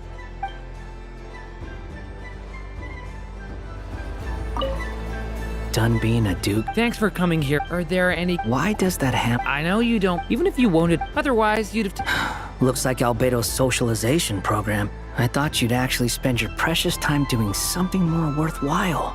Everyone has to take one? Well, fine. I'll take mine.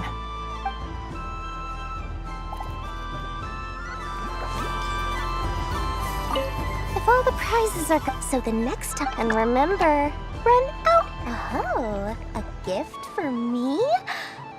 Lord Sangamabe really is going up in the world.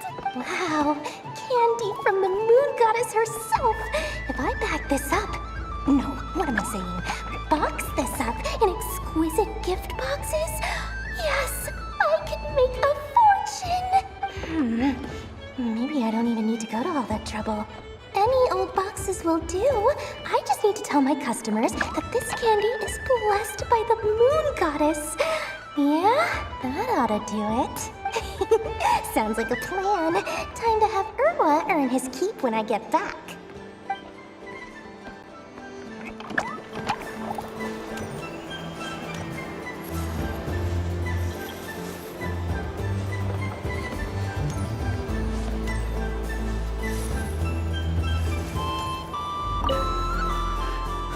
Huh? Albedo? This sketch is for you. Oh. The north wind left in the lurch. Thank you. It seems I've picked lemon. It strikes a good balance between sweet and sour. This has piqued my curiosity. What if we were to add citrus and other spices, then enhance the flavor via caramelization? I wonder what the end product would be like. Perhaps I should take the time to try this out.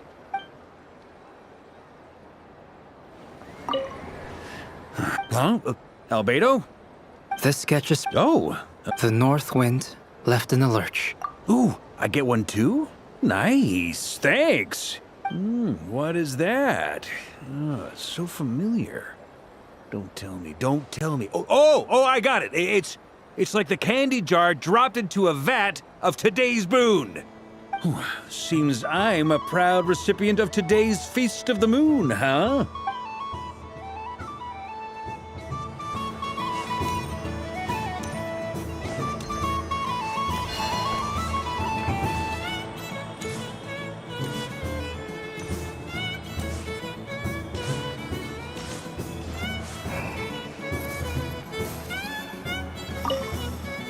What's there to see on that moon anyway? Let her go up there and cry alone. See if I care. You're giving me candy? That isn't like you. This had better not be some weird prank. Coffee flavor? I thought you hated coffee. It's extra strong too. You didn't do all this just for me, did you?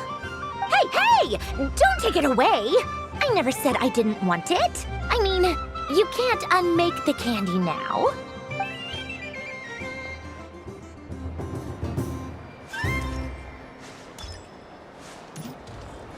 The robot show will now begin.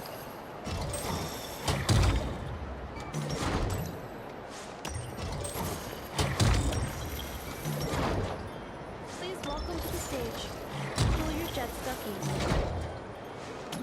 Combining precision engineering with water cooling technology, this high-performance sprinkler fires powerful, controlled balls of water for up to 14 seconds at a time.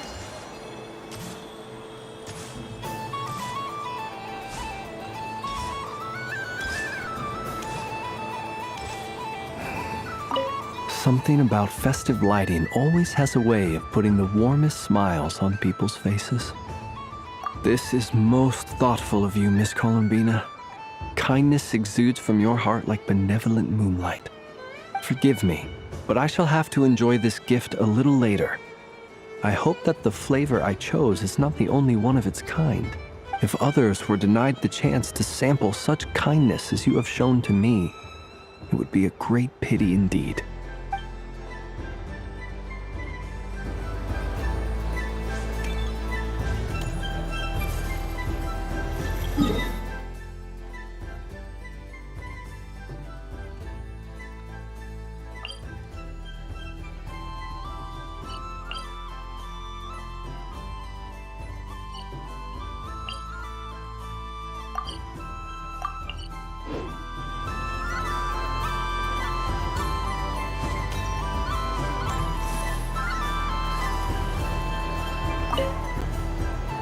Traveler. Hey there, Columbina! Are you done checking out the festive amusements already? Are you sure you don't want to look around some more? You might not get another opportunity like this for a while.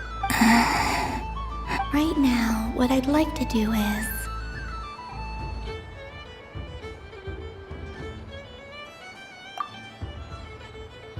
Oh! Candy for us? Thanks a bunch, Columbina! Don't mind if we do! Whoa! This one's intense! But it's so tasty! What about you, Traveler? How does yours taste? Oh, sounds good! Paimon's drooling now! Are there any more Smetana candies in the box? Yes, I believe so. Okay, gotcha! Let's see... Sure! This one, and yep, this one looks right too. Okay, that's 3. Here we go. 1 per person. It's so sweet.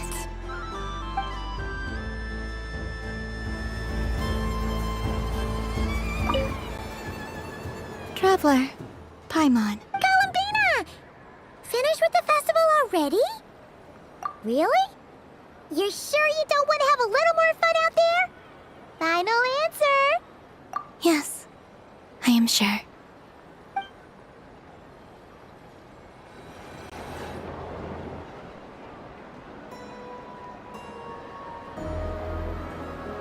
This was the most fun I've ever had on a moon prayer night. Everywhere I went, people were saying, "Welcome home," and there were friends at every turn. I only wish it could last longer than one night. Oh. Yes, you're right. The moon prayer blossoms. Ooh, look! Look! Moon prayer night has come.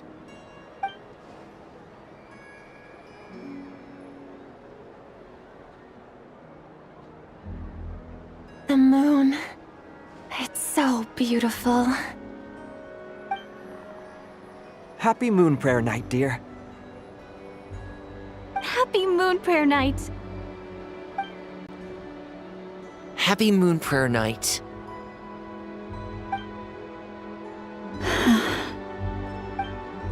Aww.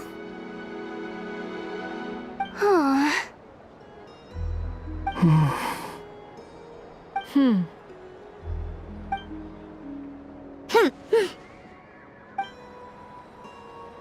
Time flies when you're having fun. Oh, looks like the time has come. Columbina. You're heading off, then? Yes, to the ruins you mentioned. And from there, back home to the moon. Wait! I know? At least... Take one of our craft shop's crumb cookies up to the moon with you. You know, for a snack. Sure. Why not?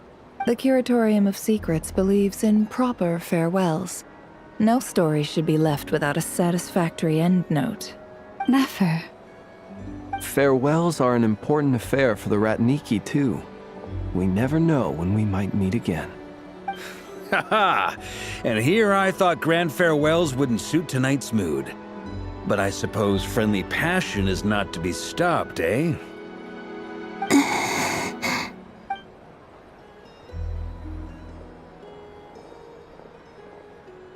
We made a little something for you, Columbina. Ta-da! What is it? A Moon Prayer Night greeting card with drawings by all of your friends.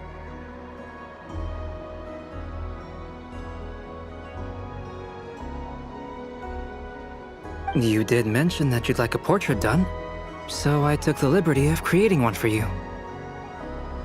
I, meanwhile, did the portrait of Mr. Albedo, and Mr. Varka did the same for me. I mean, I think my work was pretty true to life, don't you think? The picture of Ashru was my doing. The two of you seem to get along rather well. Wait, was I the only one who did a full-body picture? That's so embarrassing. I did pictures of me and Anefa. I did my own portrait and one for Hat Guy. Plus, there's the two mages, Arlecchino and Sandrone. So, if you ever miss us, just flip the card open and we'll all be right there with you. I don't know what to say. Thank you so much, everyone. This whole Moon Prayer Night was more than I could have ever asked for. It is the greatest gift I have ever received. Lauma, I figured it out. Figured what out? Remember how the Frost Moon Scions used to use milk as invisible ink to write hidden messages? That was a very long time ago. Oh, are you saying? Yes. When I miss you all, I shall use moonlight in the same way, to write words that only you can see upon the moon itself. Wow, that sounds lovely. Quite. But how will we see them? Simply open your windows on nights when the moon shines bright, and the moonlight will naturally flow towards the words I have written. That sounds most fitting indeed. Very true to form. I'll try to write them in places that won't disturb your sleep. I, for one, would sleep all the better for having read one of your messages before settling down for the night. Exactly. So don't worry about disturbing anyone's sleep. Just promise you'll write to let us know you're okay, all right? All right. I promise.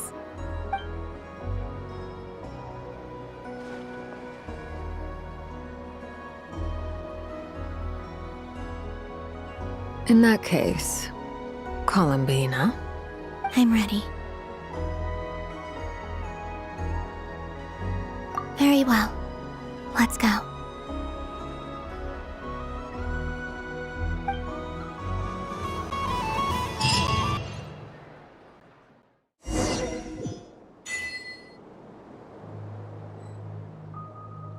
In just a few moments, I will be gone.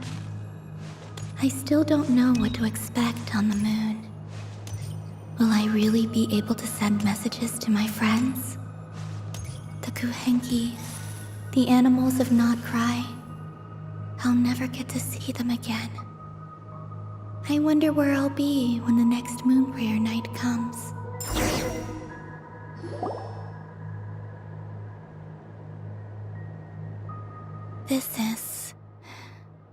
This is where the people of Hyperborea used to communicate with the moons.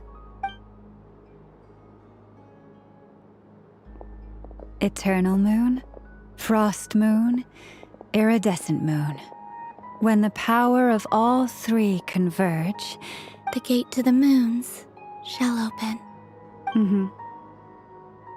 Moon marrow preparations are complete. Only the final step remains. I'm sure Nasha Town is livelier than ever at this moment. Yeah, it's a shame you couldn't be there for it, but it's now or never, right? It's fine. I'm more than happy with this. My last piece of luggage. My only piece of luggage.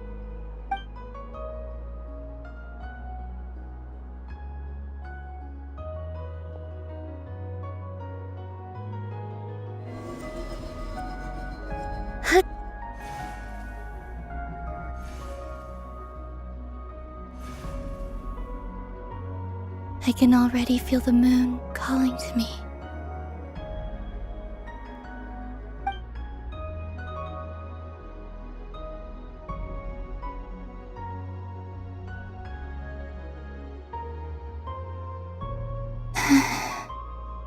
Your home lies on the far side of this light, Columbina.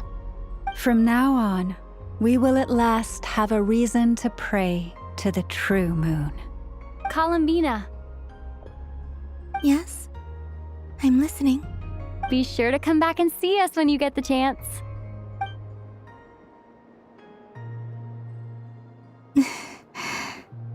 Of course. But if that chance doesn't come, then remember that you have friends on this planet. People who will miss Columbina. Yes, I will. Thank you for everything you've done for me. And remember, come night or day, the moonlight shall always connect us. Well then, farewell, my friends.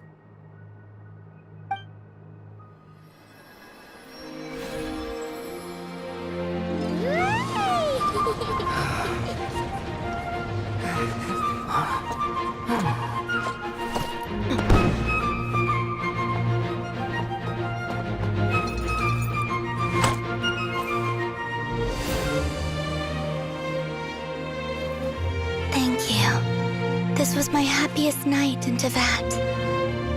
Farewell, Columbina.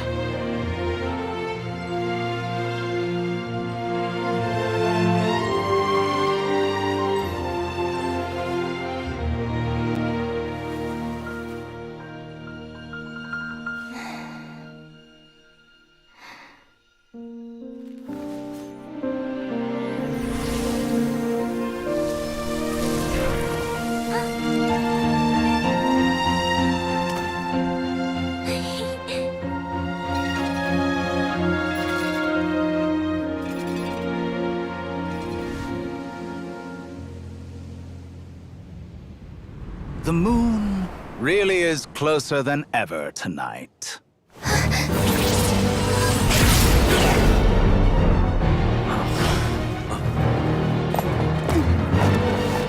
Columbina. All 3 moons in one place. Time for one final experiment. Reason, life, death, time, and space. They all believed I would fail.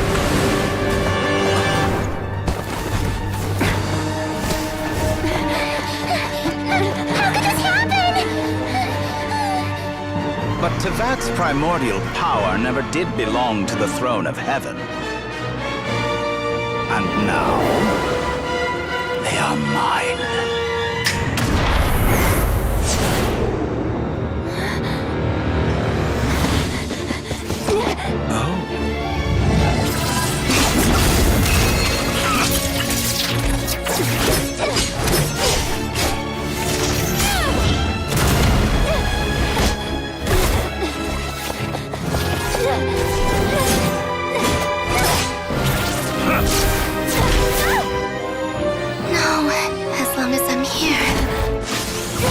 Is free to wield the 3 moons' power.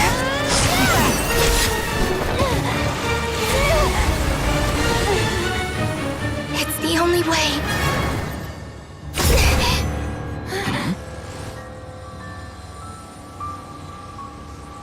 I guess I won't be going home today.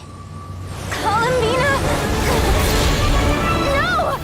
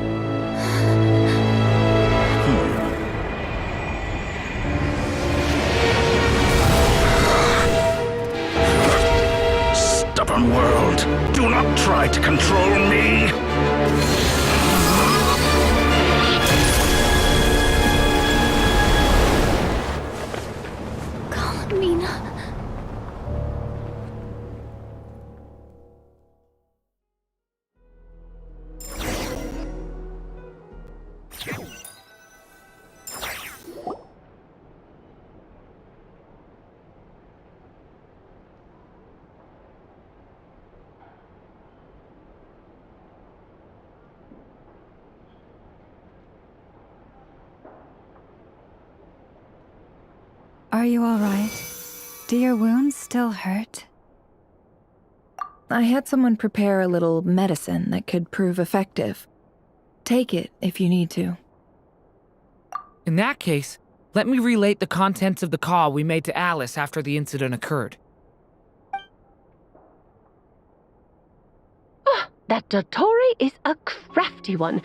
He distracted the Hexenzirkel by creating a huge fuss at Tevat's borders. I'd assumed that the cause was an abyssal intrusion from the outside world, which in fairness is a rather common occurrence. But after learning that you managed to influence the phantoms in Nod Krai, I realized that perhaps this interference could have come from within Tevat instead. But we weren't able to change their fates.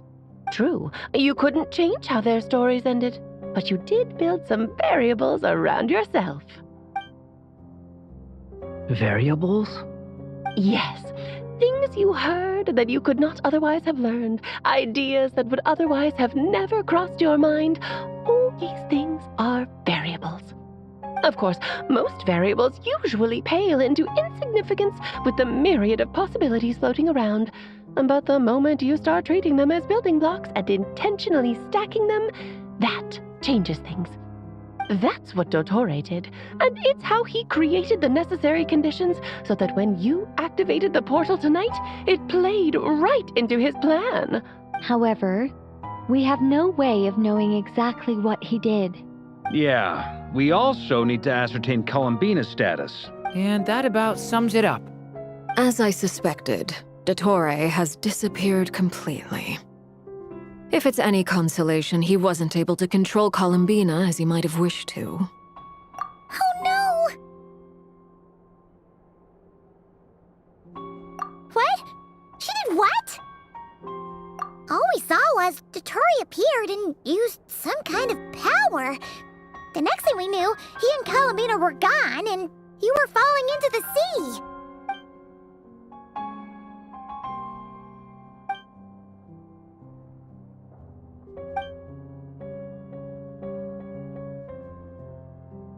So, Columbina intentionally opened the moon gate and escaped into the same mysterious world as Rerir and Thalindis. Sounds like bad news.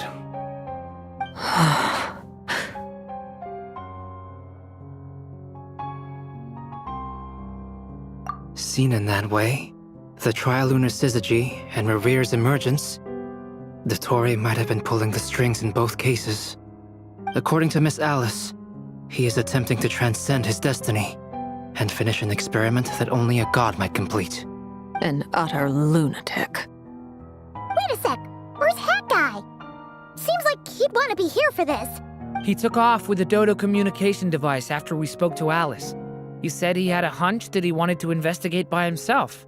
The look on his face was terrifying. I've never seen him like that before.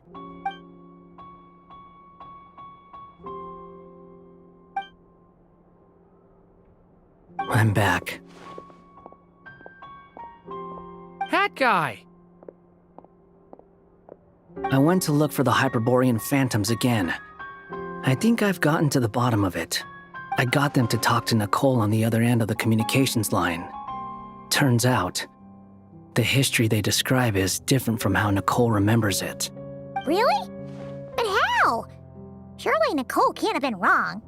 Because the phantoms are the ones who are deceived. They speak of a savior who appeared in their history. One who never should have existed. This savior promised to create a new moon within the false sky, and even bring back their moon goddesses. Foolishly, they believed in him, and told him everything he wanted to know about the moons. It's obvious that this was Dottore's doing. Now you mention it, the first time we entered the Hyperborean ruins, we heard the phantoms discussing their history, and I remember Nicole commenting that something sounded a little strange. But Dottore shouldn't have been able to get in there in the first place. He didn't. Nicole said that this was an anomalous state triggered by disruptions in the causal connections between phantoms from the same era. The variables that Dottore put in place were substantial enough that they even affected phantoms that he never met. So it's not that their memories were unclear. They'd been tampered with. That's exactly the possibility Dottore was trying to manufacture. He turned these variables into knowledge and engineered the situation so all that knowledge would fall into his hands. Then, he harnessed that knowledge on Moon Prayer Night to truly create a false moon. How is that even possible? To be precise, he exploited a weakness in the way the spell works. The spell senses Kuvaki to detect the moon's location. So, as long as the false moon more strongly resembled the moon than the frost moon beyond the skies, the gate would teleport Columbina to the false moon's location. In other words, to Dottore's side. Once he had her under control, the teleportation spell remained active, and he manipulated her power to seize both moon marrows. At that moment, the moon marrows disappeared right before our eyes. It was already too late, even as we were leaving the ruins. By then, Dottore had already amassed the power of all 3 moons. So, where does that leave us? What do we— I'd certainly like to know what Her Majesty thinks, now that the concerns I expressed to her have come to pass. But we cannot simply sit and wait for her to decide the matter. And in any case, it is not the Fatui Harbinger Damselette who sees us as her friends, but rather Columbina Hyposelenia. If, even in such extreme circumstances, Her Majesty will not lift the prohibition on Harbingers drawing steel against one another, then I will do as my heart demands. I will fight as Peruware instead. Oh, Arlecchino! Time is short, so I'll make the first move.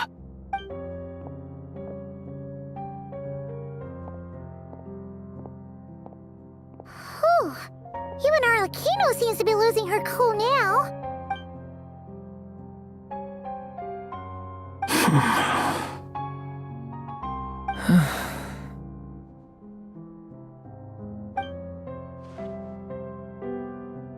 All right. Lose those dejected looks for a moment and let me get a word in. It looks bad, I won't lie. Very bad, in fact. So Dottore's pulled some real dirty tricks to gain the upper hand. For now. And yeah, it's to the point where even the mages say that his variables have affected destiny. I'm not so sure, though. Many have told me that Tevat's destiny is fixed, and that does appear to be the case. Well, what makes Dottore so sure he'll be the exception? And since he was able to stack these variables up, who's to say we can't do the same? You of all people should not be discouraged, traveler from afar. This isn't over yet. And you're not alone in that. Everyone here does, whether they've spoken thus far or not. But none of us are the type to sit back and wait for the sun to shine again. That's exactly how a knight should roll. If they knock you down, you get back up and get back in it. Don't forget, honorary knight, you're a legitimate member of Mondstadt too. Vark is right. This is far from over. Dottore's already way overdue a butt-kicking given his past shenanigans. And after this, he's earned himself a double dose. That's what I'm talking about. How's everyone else feeling? I'll use Kuvaki to investigate Columbina's whereabouts. I am not ready to give up either. Leave the intel gathering to me. Whatever happens within Nod Krai's borders, when the Curatorium of Secrets wants to be in the know, we always find a way. Aino and I will do all we can to support you. We will attempt to reverse engineer Dottore's actions and seek a breakthrough that way. Alice and Nicole are busy dealing with an emergency at Tevat's borders, so they can't return just yet. But they're both very angry about this. They've asked Albedo and me to act on the Hexen Circle's behalf and do everything in our power to fight back against Dottore. Are you ready then? We're going to have to conduct a lot of research, even— I'll do my best. As for me, I'm pretty familiar with Dottore's way of doing things, so I can try to predict his next move. I'll help with your investigation. Nice! Looks like we have our basic division of labor. I'll get in touch with Flins and Itlua, get them to have a chat with their Starshiner. It couldn't hurt to bring the Lightkeepers on board as well. At the same time, I'll pass on instructions to the Knights present in Nod Krai to assist the Lightkeepers and other organizations in ensuring the safety of those living here. Yeah! We'll show him! That's it then. Good luck, everyone.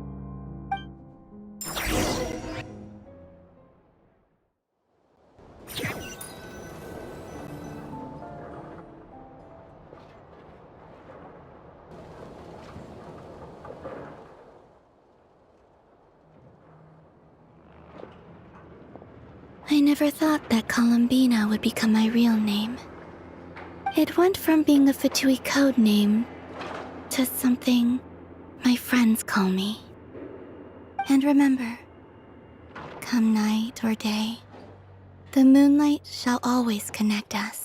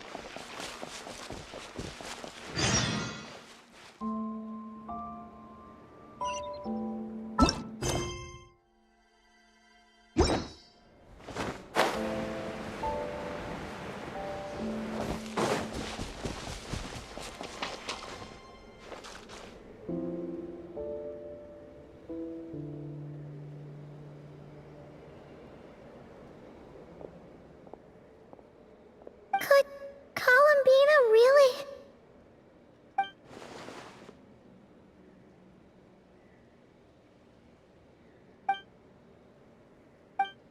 Columbina?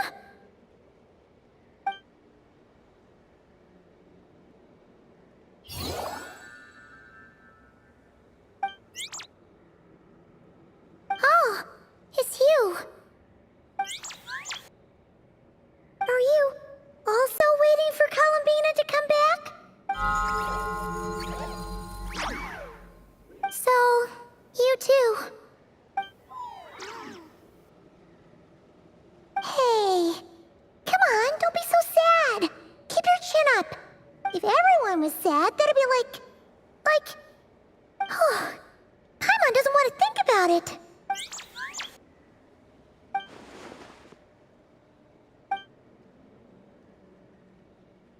I haven't given up yet. Columbina, all of her friends, none of them would ever just give up like this. Give us a little more time. I can't promise anything, but I'll do everything I can.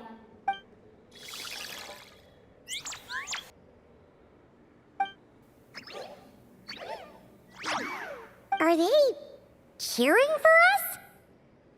Thank you. Do you need us to help you with something?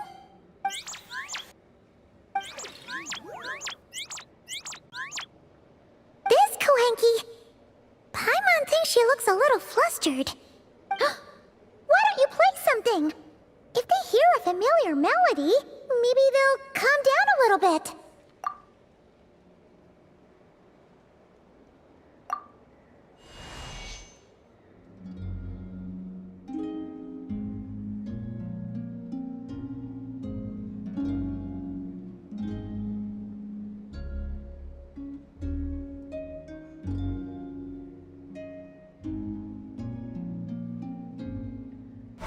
Oh, they're asleep.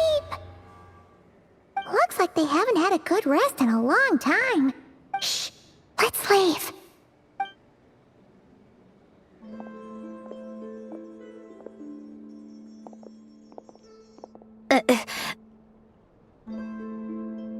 Sandrone! What are you doing here? What? Am I not allowed to take walks now? Thought as much. No such thing as a free miracle, you know. Hey, which way are you headed? Paimon means we don't see much of each other. Maybe we could join you for a bit. Let's not. I'm not in a good mood today and don't have anything nice to say. Besides, comfort is the last thing this place needs.